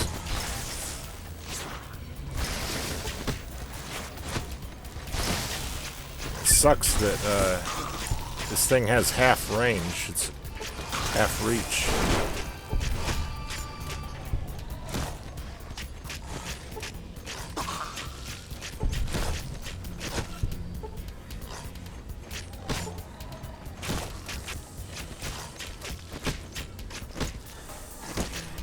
Damn, my health is going down despite all that.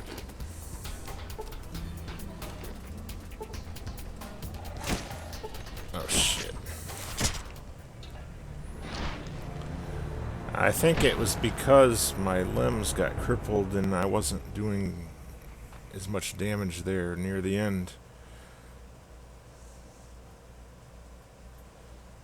Well, guess we need to try a different strategy.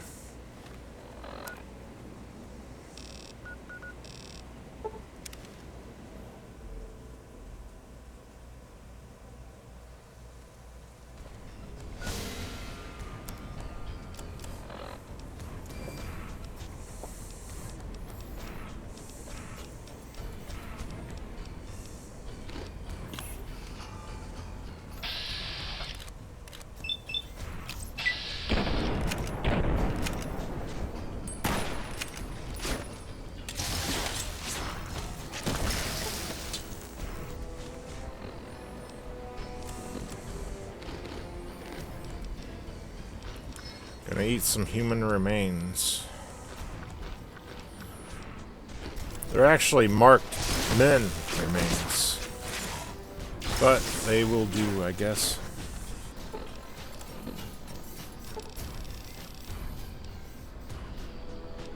Some whiskey and some sunset sarsaparilla.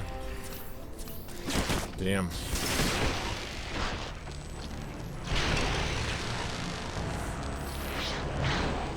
I'm sure with that flaming sword, this would be a lot easier, but I don't have it at the moment, and I don't feel like going back to get it, so gonna try some flashbangs, I guess.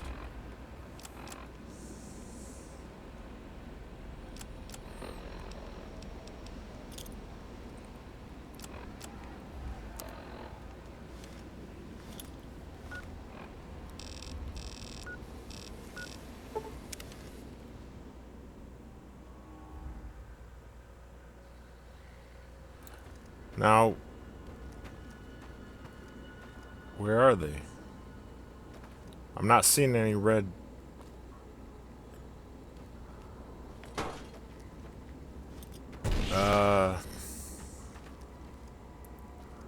The hell?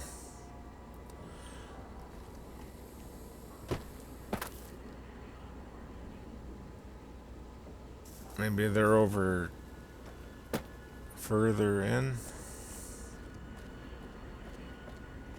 I think this is a different group. I don't know what happened to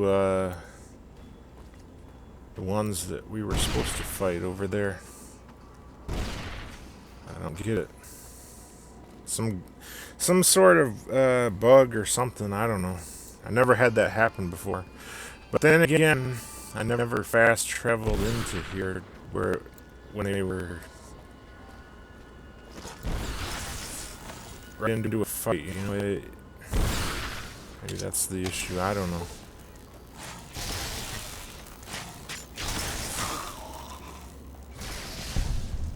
Oh shit.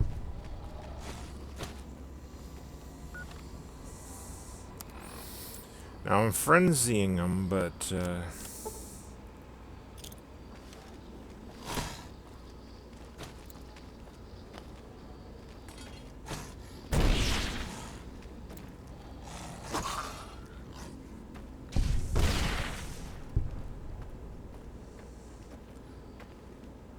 oh, that's the queen.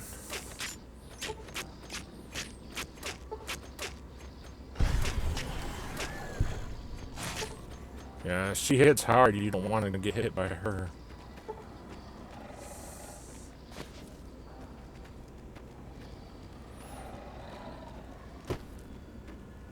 She's the toughest one. Eddie's down. There's one over here. The hulking one.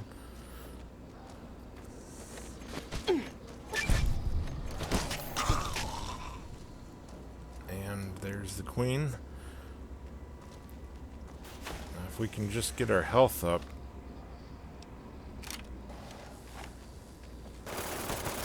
Crippling her will slow her down. Oh, there's more spawning in. Maybe they're the ones that glitched out.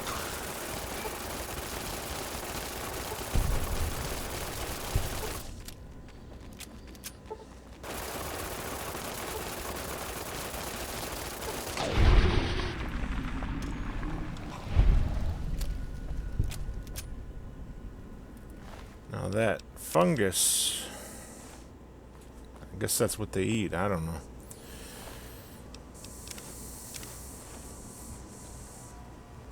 They grow in some subterranean farms or something. I don't know. Kind of like Dwarf Fortress, I guess. Now, where the hell's the queen's body at? Did it despawn or something?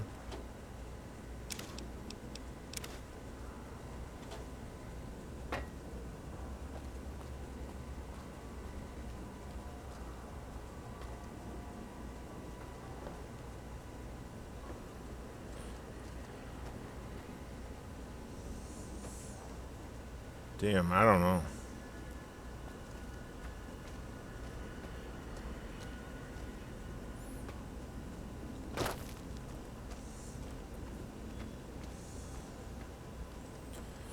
Well, it looks like we cleared this all out, so we can go ahead and loot now. The cigarette cartons, they're good to sell or to smoke if you are so inclined.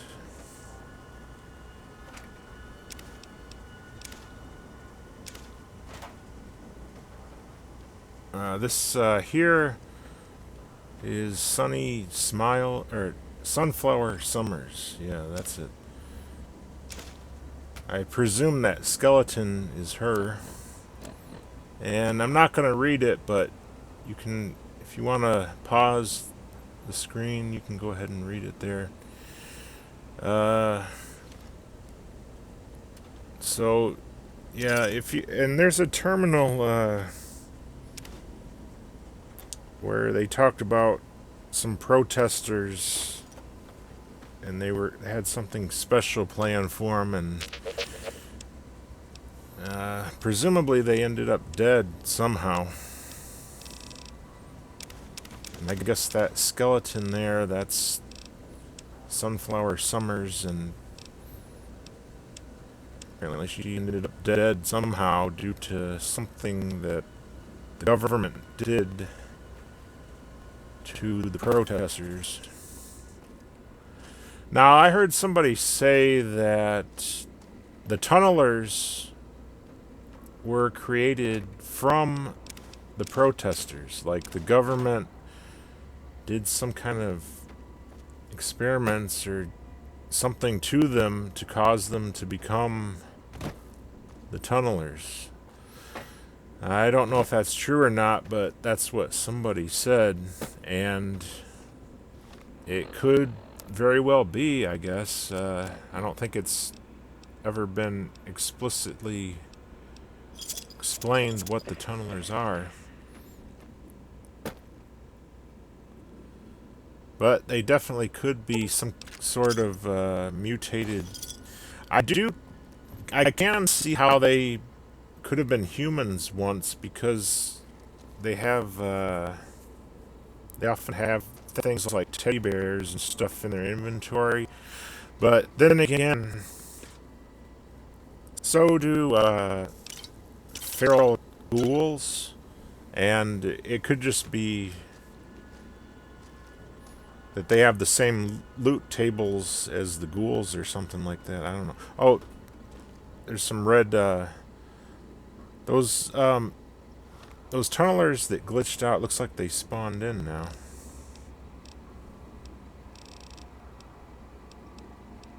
Let me get myself healed up here before I deal with them.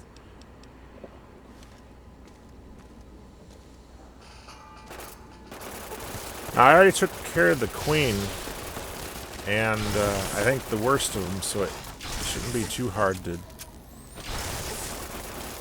deal with these ones.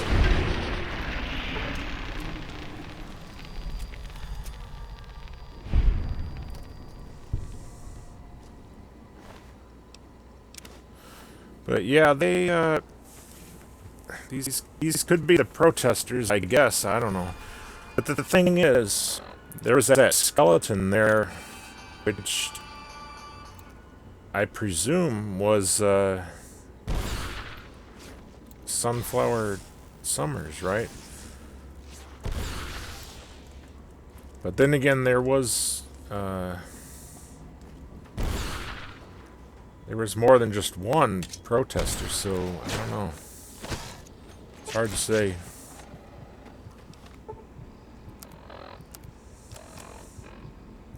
But Ulysses did say that the divide broke their sky or something. It seemed to imply that they've been around a long time or something. I don't know. But yeah, if it happened 200 years ago, I guess that would be quite a long time, huh? I don't know.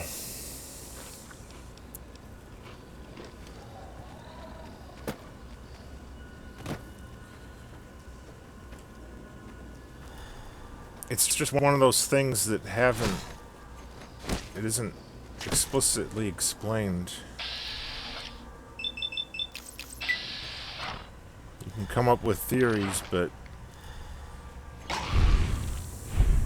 I'm almost at level 9.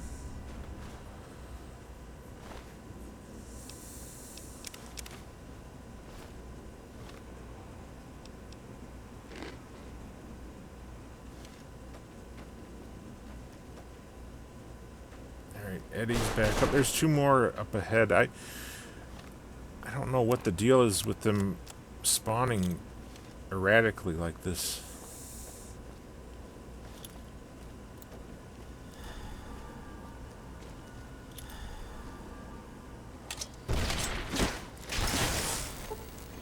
Oh shit, I really hope I don't die here after having deal with them, so many of them.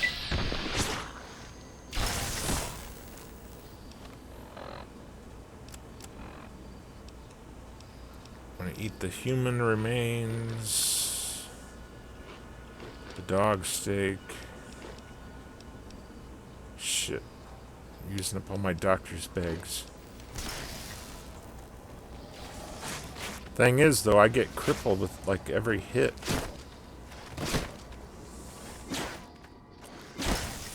There I am again.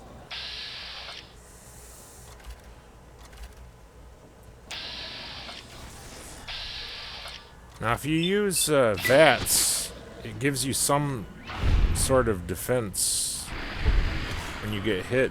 There's a damage reduction if you get hit while you're in VATS, so it can help you survive a little bit.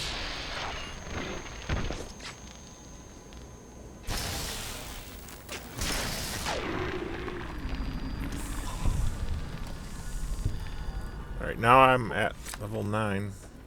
It's good.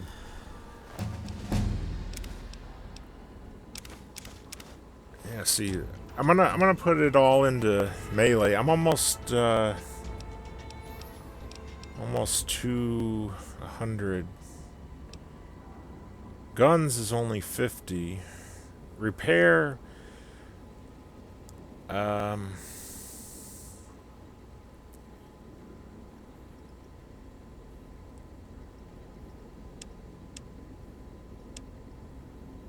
it would have been great to get the repair up to make those repair kits, but I don't think that's going to happen.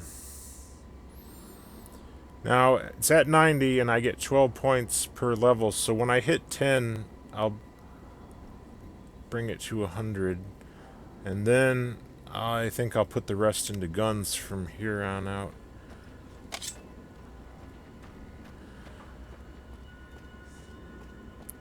Because that's what Rambo would do, right?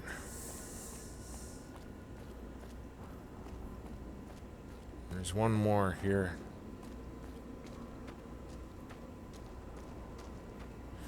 And hopefully this is the last. Hopefully they don't spawn, no more spawn in after this.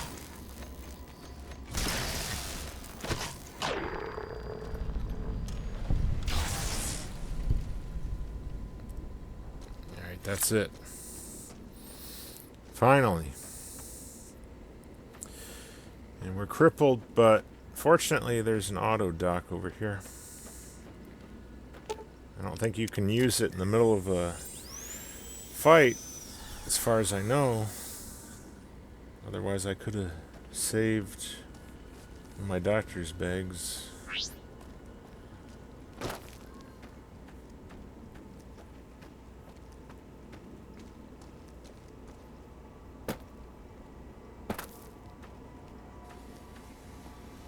I still don't know what happened to the queen. Her corpse apparently despawned or got sunk into the ground or something. I don't know. I think she has different loot than the normal tunnelers, or at least more of it. I don't know. That's why I wanted to find her body, but it's gone. And we was already over there. And that's pretty much it, I think. I think we more or less looted this whole area. So anyway, if the tunnelers were created by the government from the protesters, like somebody said, then why would they do that? So that they could be used as a weapon against China, perhaps? I guess that would make sense, right? But, I don't know.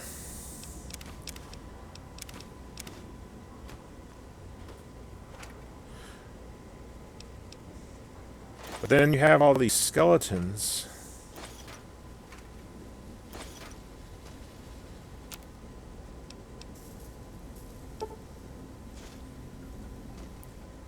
There's a few laying right there. I don't know how to explain it.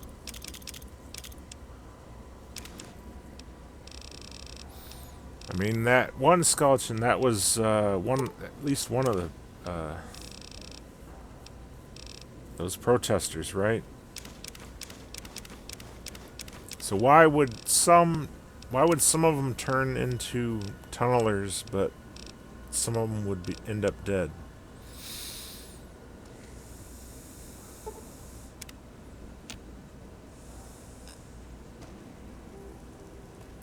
There's Ulysses' red mark. Now he tells me. Well, I wish I knew that before I fast traveled right into a nearly certain death. Alright, so everything's cleared out now, so we can go back here and start looting all this stuff.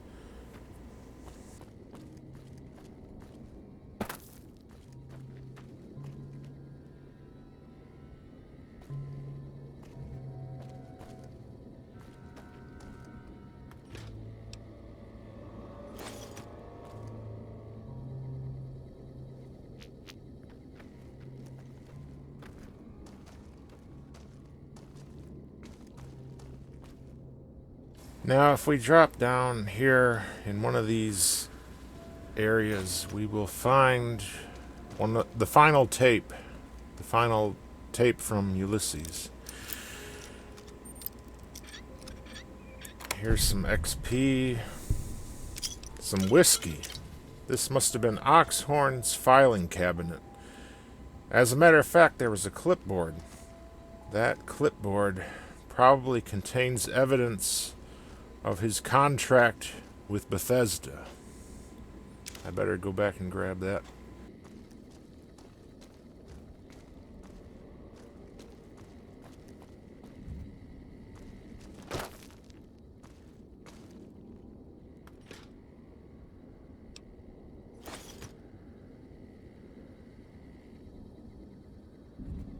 Now here is the final tape from Ulysses. And we have all 6. And I will go ahead and play it. But first, I'm going to save, just in case something happens. Have you ever wanted to speak to history?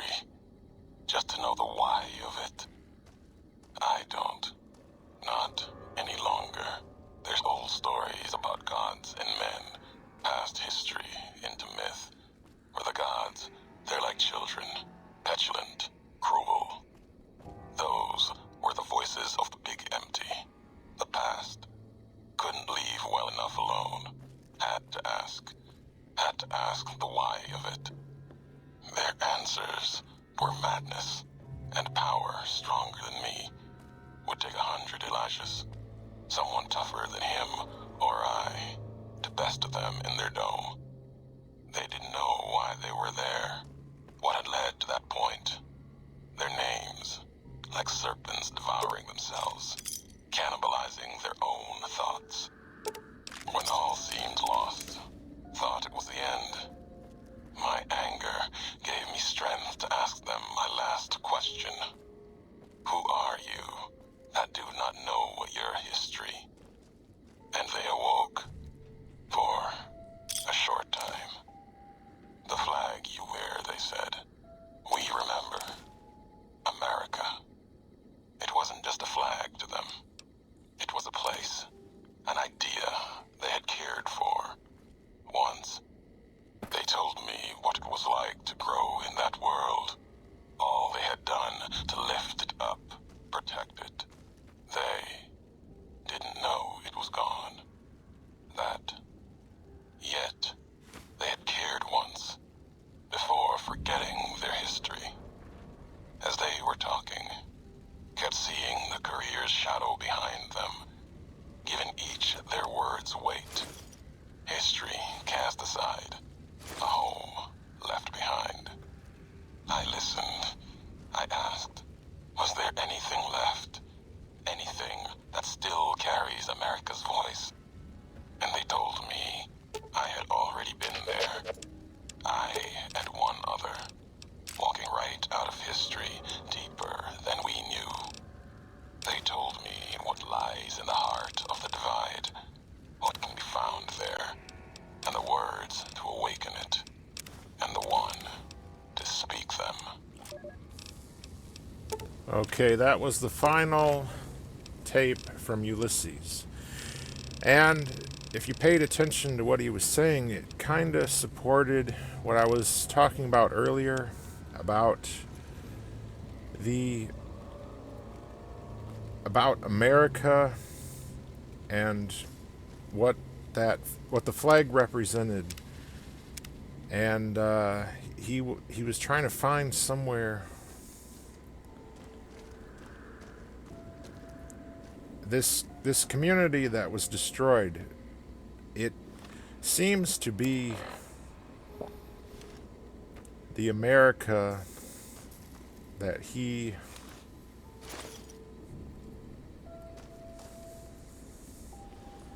America seemed to have lived on here in the divide.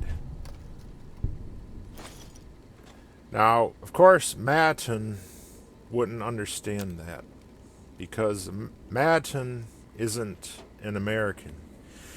He's a lot like Oxhorn. He is pretentious and arrogant and thinks that he is superior to other people,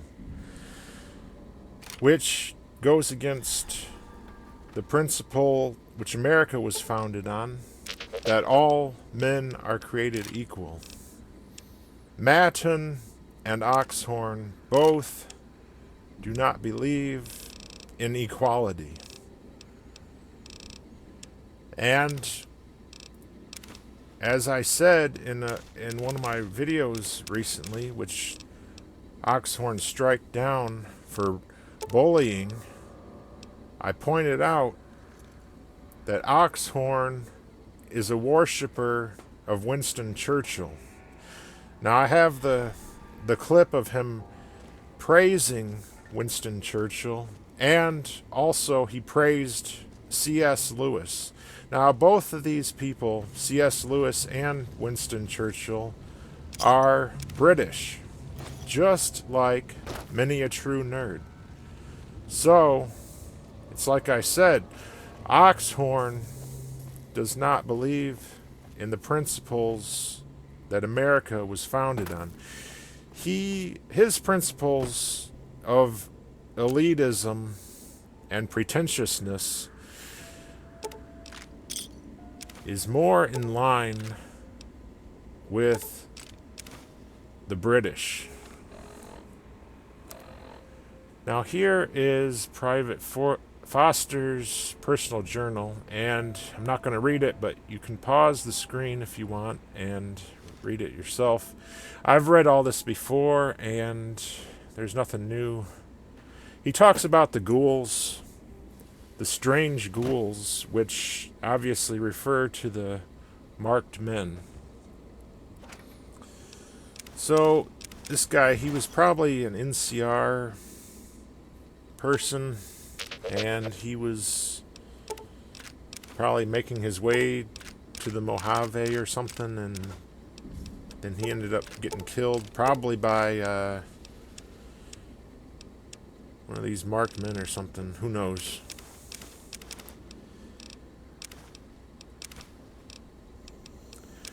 But unlike what Oxhorn will tell you, not every single skeleton is from the day the bombs fell. Some might be older or newer than that. And that one seems to be a lot newer than that. Now here's another skeleton. This one has a mini nuke. I believe that's a guaranteed spawn, but there is no Fat Man launchers anywhere in this DLC, so if you didn't happen to bring a Fat Man with you, then there's no way to use that mini nuke. Although, if you have the Mad Bomber perk, I believe you can convert these mini nukes into mines or something. A mini nuke mine. But I never really use mines because they're extremely very situational. There's only certain situations where it would be useful to use them. But anyway, our inventory is maxed out here, and Eddie can't carry anything more either, so I think we need to head back to HQ and drop the stuff off. Now those mini nukes, if you play on hardcore, they weigh like 3 pounds each, and that's no joke, so that's a lot of weight. So we're gonna have to, and since we have no way to use them, may as well sell them off. Anyway, I'm gonna fast forward while I do all this stuff because I'm sure nobody wants to watch this.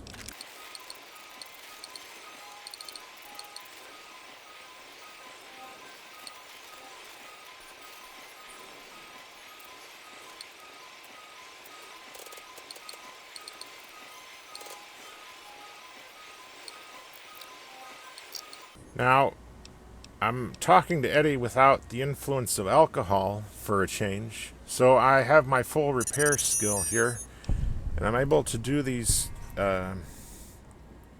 skill checks here, which I wasn't able to do before because of the alcohol.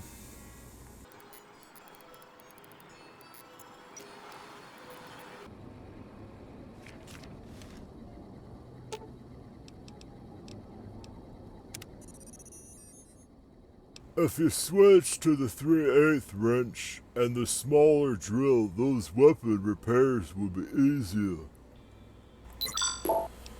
So that's 35 XP, and also I can do that explosives one, I guess, at some point.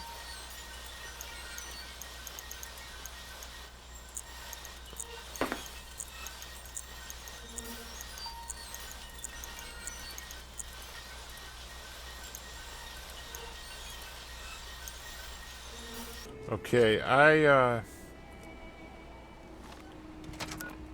also had Eddie do some ammo breaking down, but I didn't have the primer to make the rounds. So that's the problem.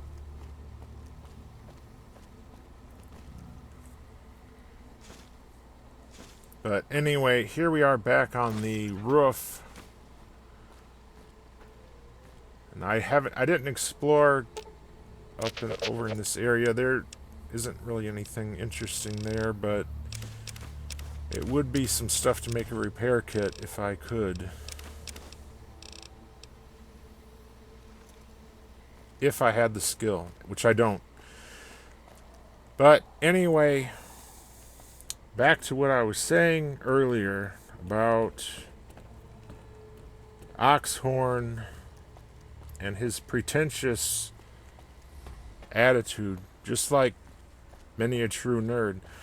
I think that Oxhorn would fit in better in Great Britain than he would here in America.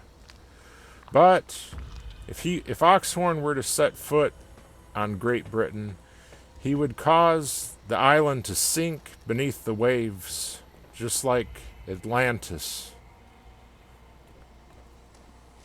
And the reason why is because he has too much personality. And that is not a fat joke. It is because of the way he dresses. And if you believe that, then I have some beard pills to sell you. Because I'm not a crook.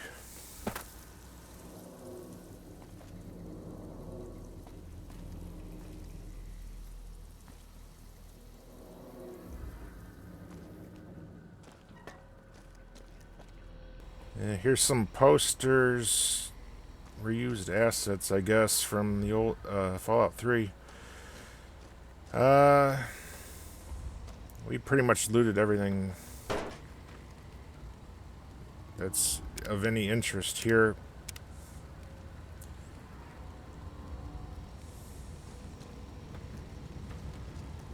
Now, I believe we didn't go on the roof where those one dudes spawned.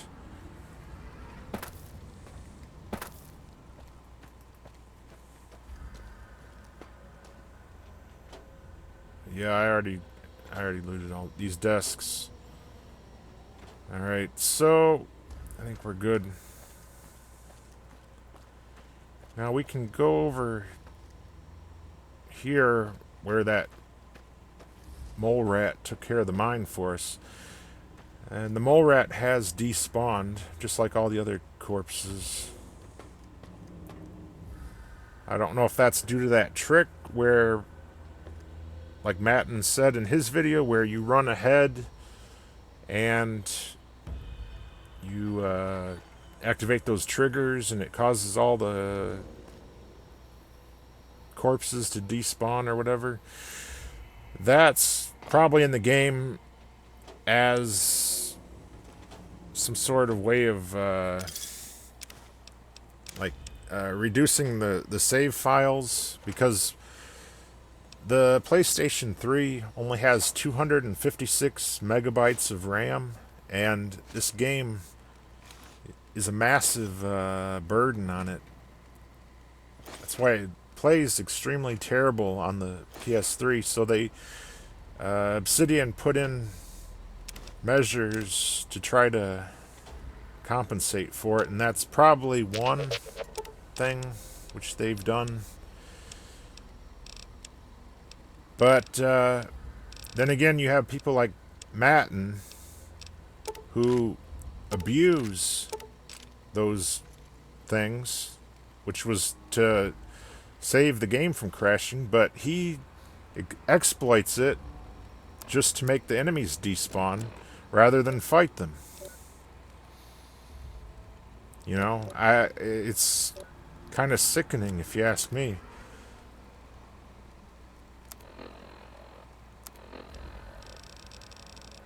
I mean, it's supposed to be a challenge run, right? If you're going to use gamey exploits, then what kind of challenge is it when you're cheating? You're basically cheating, is what you're doing.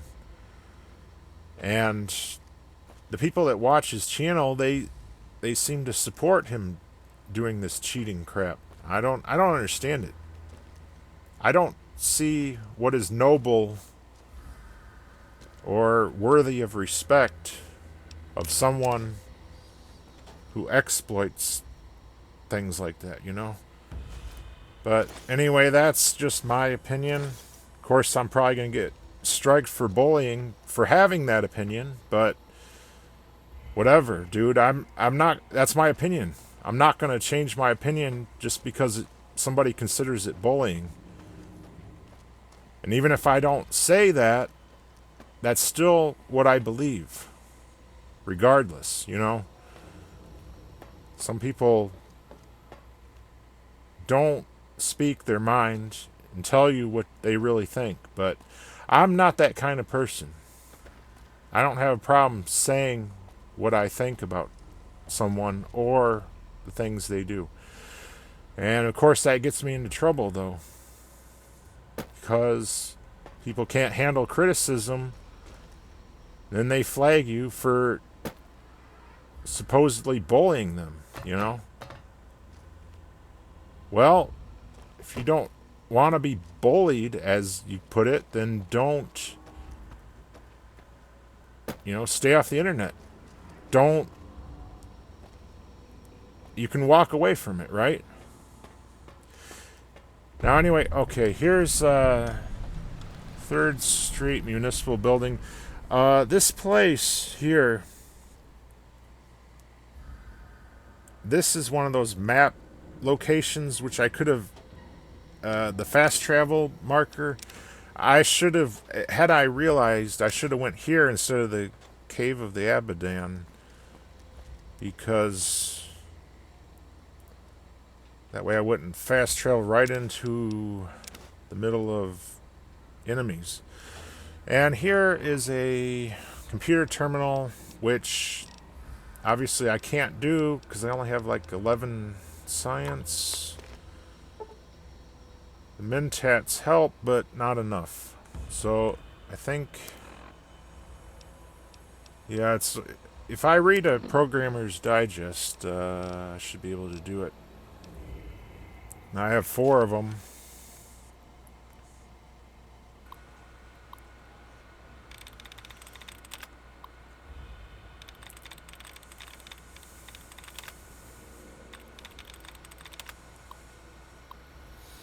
And some people like to cheat during this hacking minigame, because if you exit out of the terminal, it'll reset it so that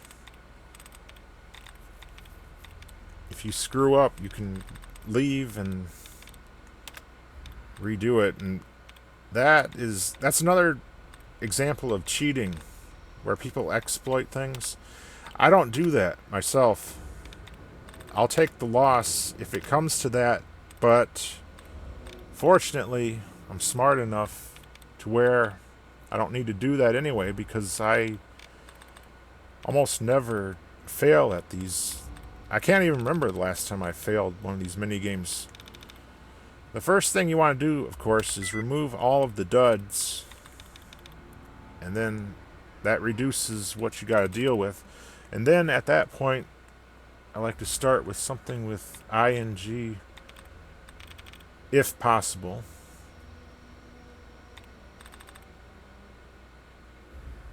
Of course, we don't have a lot of ings here, so that...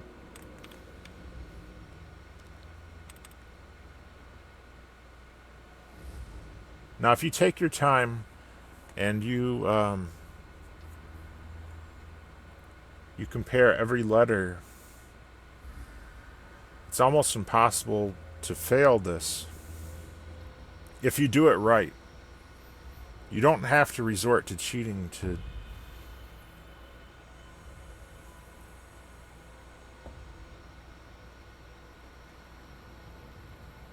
LIS...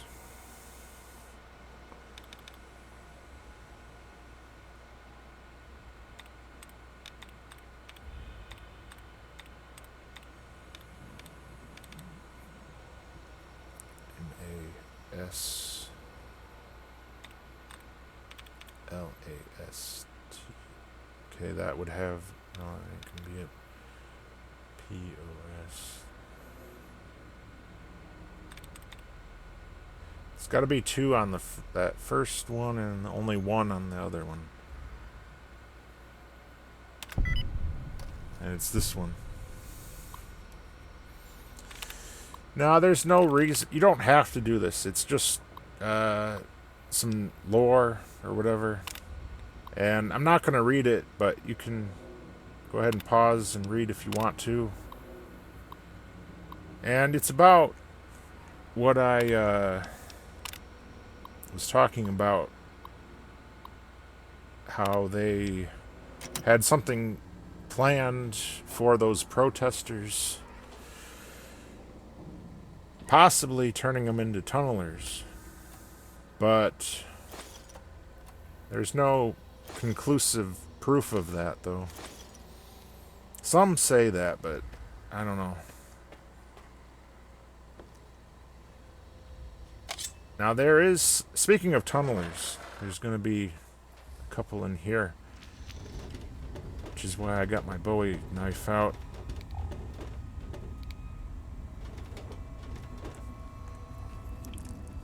And we're already in caution and danger.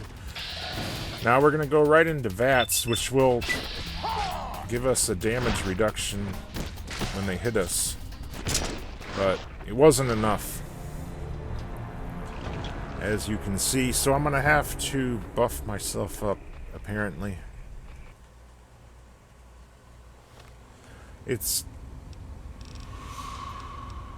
Fortunately I got a lot of medics. I would like to use some Psycho, but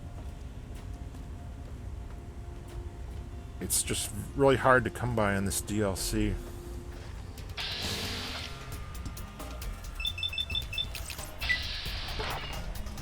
Crippled his arm, good. That'll reduce his damage ability. Crippled their head. That'll reduce their perception, which isn't really that important.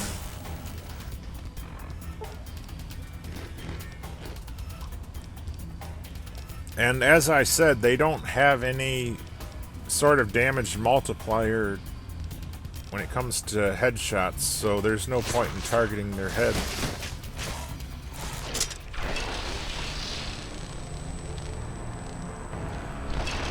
Okay, I did better, but still not good enough.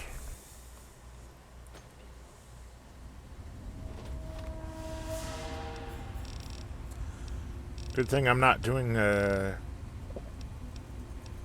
no deaths run, because doing a no deaths run with this challenge at the same time would be almost impossible.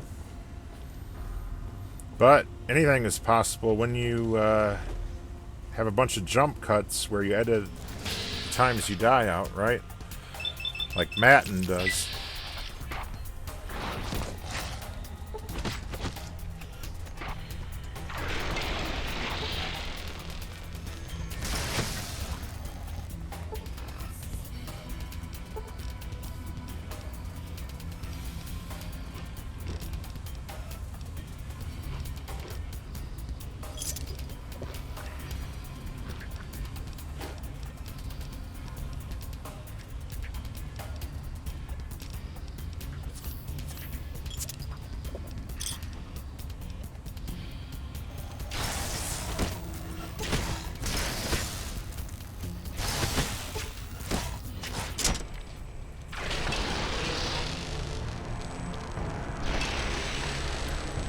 There was just no room to back up to get away from them to heal.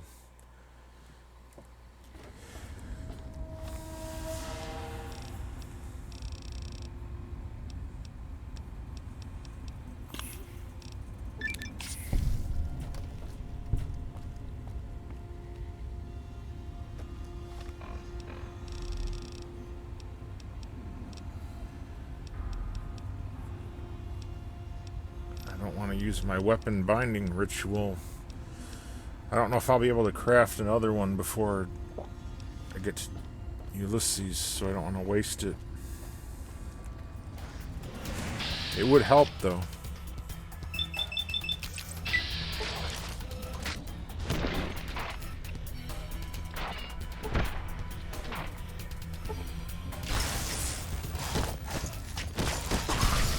Okay, one's down.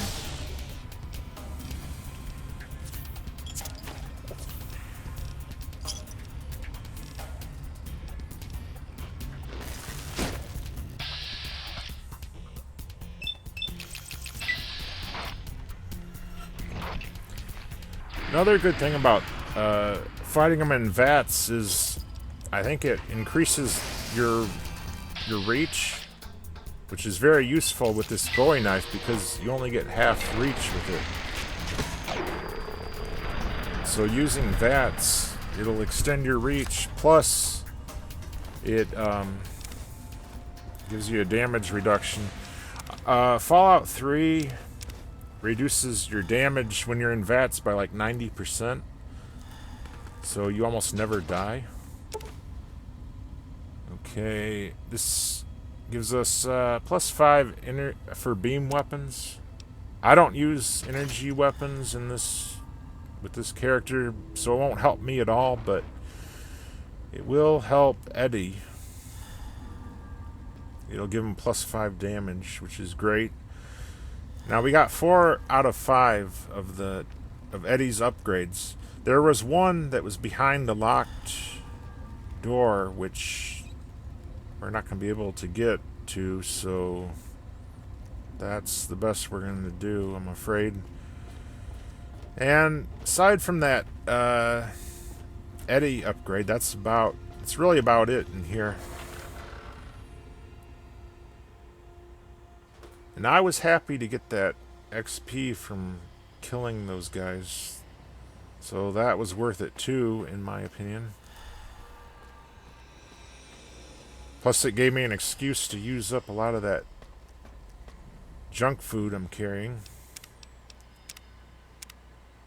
And we'll go ahead and save here so we don't have to do that again.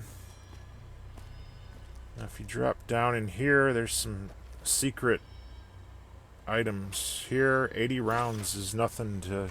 Oh, another 62. And an average medical first aid thing, which we can't open up.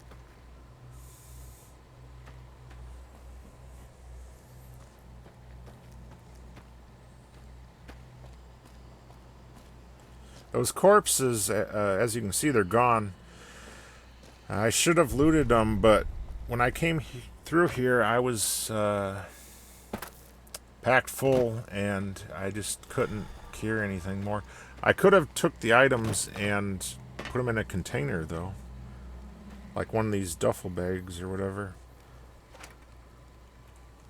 But I didn't. I don't really need that stuff. I'm not going to be making... And there's a cigarillo and a cigarette I can make with the tobacco because of the mod I have, but I'm not going to do that because I'm not going to use mods to help me out here. I'm just playing it, legit. And the mod I have, it's from my old Dale Gribble thing from my previous channel, which, as you all know, no longer exists. But I still keep the mod installed because I think that you should be able to smoke in the game. That's a major flaw, in my opinion, that the game doesn't let you smoke, even though there's cigarettes. I mean, why have them in there if you can't smoke, right? So that mod makes sense to me, so that's why I keep it installed. But that being said, I don't think Rambo smokes anyway, so we're not going to do that. There was some steady hidden over there, and we cleared out that satchel. However, there is one more satchel in the back. Okay, here's some sunset sarsaparilla. The empty ones are lighter in color and don't have a cap on them, so that's how you can tell.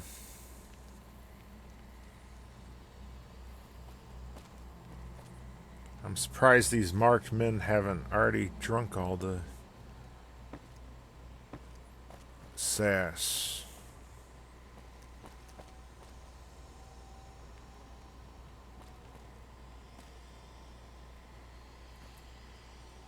Now right here is one of the Ralphie posters.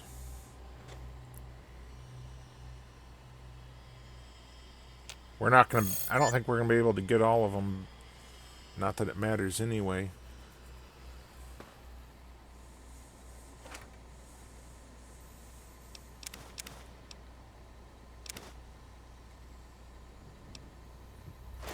Some more steady.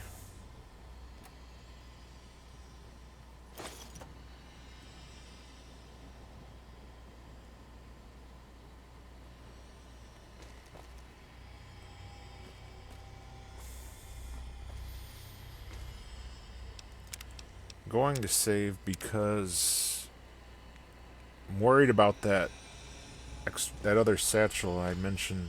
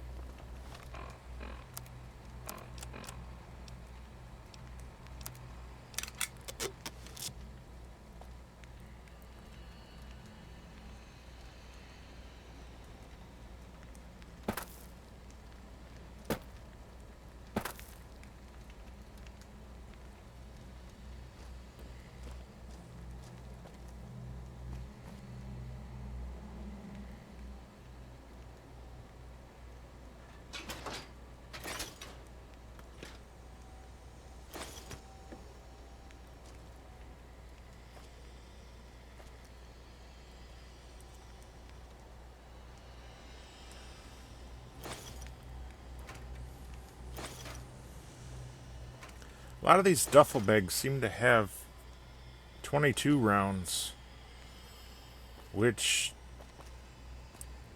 you use with the pistol, but alright, that was the satchel I mentioned. As you can see, there was no warning whatsoever. It just like click, boom. But thankfully we were far enough away where it didn't kill us. But it crippled us, though.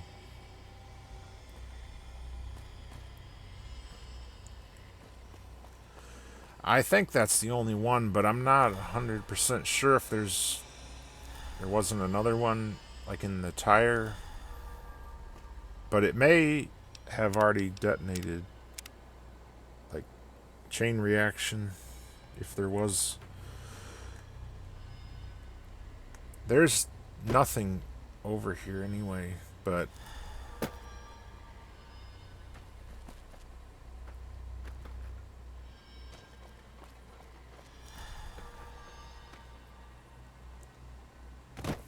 yeah, and that's okay. That's basically everything. We've scoured the entire area, and this is a pretty big area too. And there was a lot of enemies, so I think it makes sense that they had that, the bodies despawn like that, which Matten exploited for his own advantage. I think if you ran through from the very start where you enter on the roof, if you could manage to run past all the enemies, then you could probably get them all to despawn like that, but it would be very hard to get past, you know, a lot of them. All right. Anyway, I'm gonna go ahead and fast forward through this while I do this.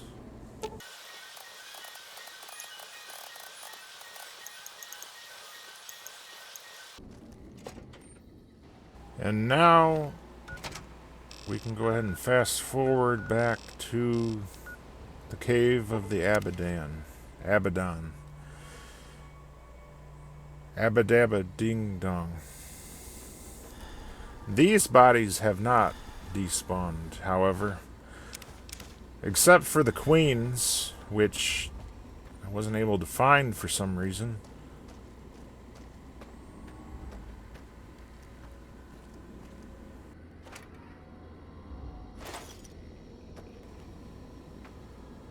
Looks like that would have been an item, but it's just part of the texture.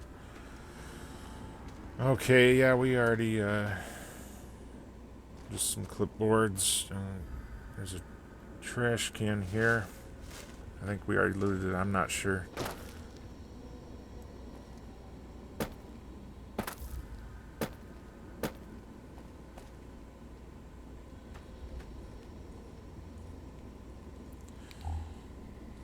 Now there is a blood pack here, which is one of the... There's no purpose to it, really. I think it heals a point of HP or two or something like that, but really doesn't serve any sort of purpose at all. It's a remnant from Fallout 3, where the blood packs were part of that quest with the vampires and all that. So it kind of serves some sort of purpose there, but not really so much here in New Vegas.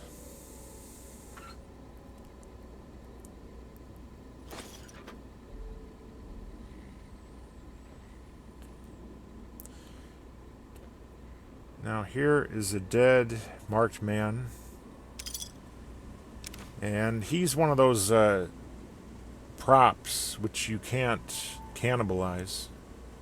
And I'm just going to leave that rad roach meat because rad roach meat, it reduces your strength and it's really terrible. You can't even cook it as far as I know. There's no crafting recipes which involve it. It's like the worst kind of food in the entire game. And it's also the sort of food that Gennaro sells at his meat shop in Freeside, where he sells the mystery meat. As far as I know, he doesn't sell human flesh, but what he does sell isn't much better, to be honest.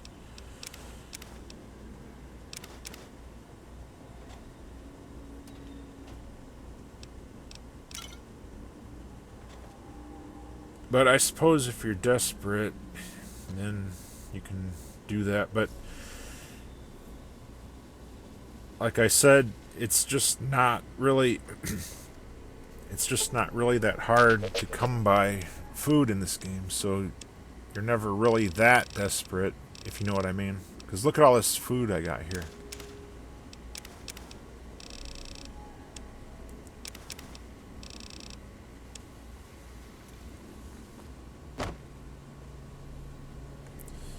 Next week on Ralphie the Robot's Incredible Odyssey. Ralphie, hurry! If mean old General Winters catches you, you'll never make it home! No! Ralphie, fly far, fly fast! Tune in next Saturday for the exciting conclusion. Only on Vault-Tec Channel 9. Eddie? What are you doing in here all alone? And who left these old videos playing? Come on, let's get you into your recharge bay. We've got a big day tomorrow.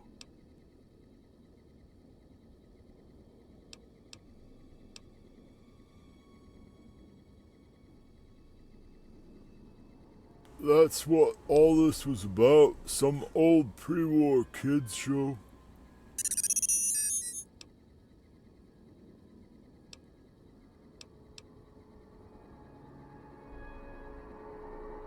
Yes, Eddie, I'm sure Ralphie the robot would be very proud of you. I'll do whatever I can to help you get home after we deal with things here. Is that what you're doing? Trying to find your way home? Don't worry, I won't let any mean old generals get you.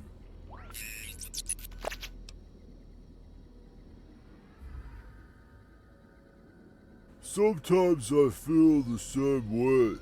Why do you think I became a courier? Come on, Eddie. We gotta fly far and fly fast if we want to get to the end of the divide.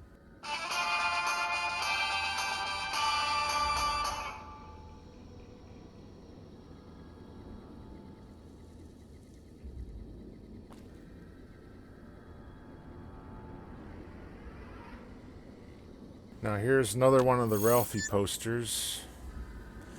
And this is the final time. When we go out that door, that's where we will part with Eddie.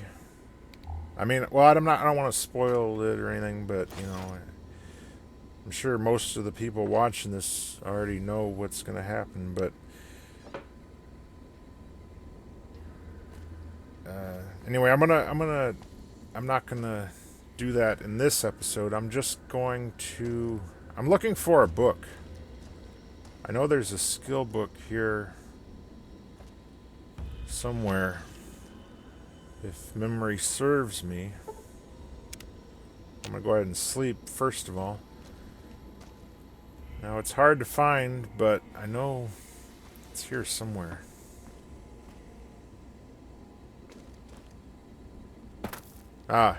Here it is.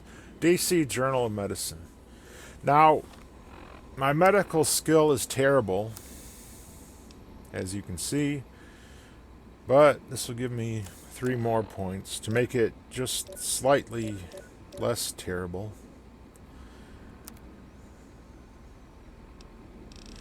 No matter what kind of character build you have, medical skill is useful because it improves the healing of stim packs. So it's always good to have medical skill as high as possible so you get the most healing from the stim packs. But anyway, this is the door that's going to cause Eddie to depart from us. We'll have one final talk with Ulysses, and then Eddie will... But anyway, I'm going to save it. But first of all, just going to show that this was done on hardcore and very hard difficulty, if anyone had any doubts about that. And go ahead and save.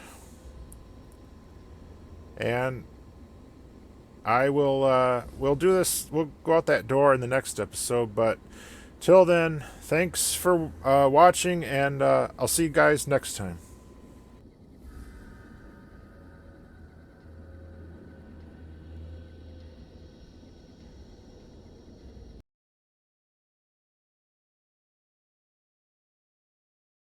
And by the way, Matten's cheating by exploiting the game to cause the enemies to vanish rather than fight them like a man caused an issue where he died from that one satchel mine, and then when he respawned, it caused him to instantly level up.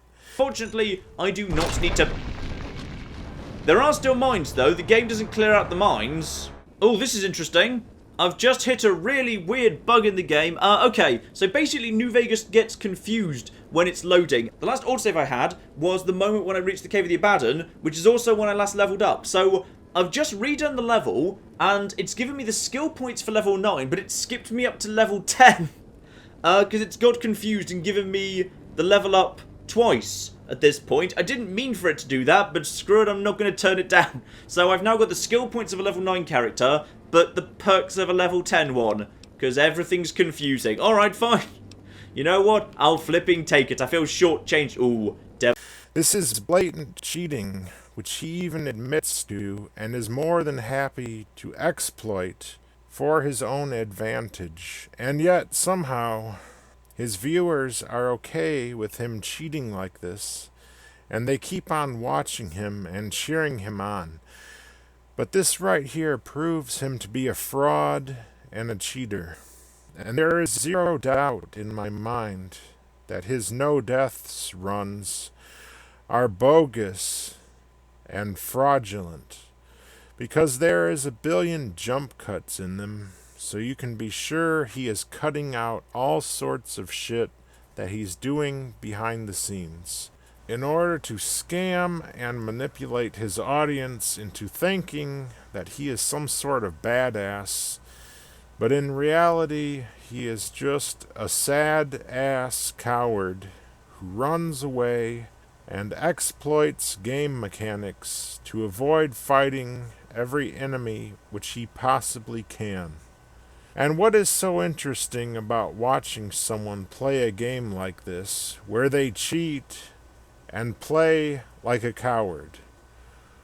Why does his videos get hundreds of thousands of views when he pulls this cheating crap?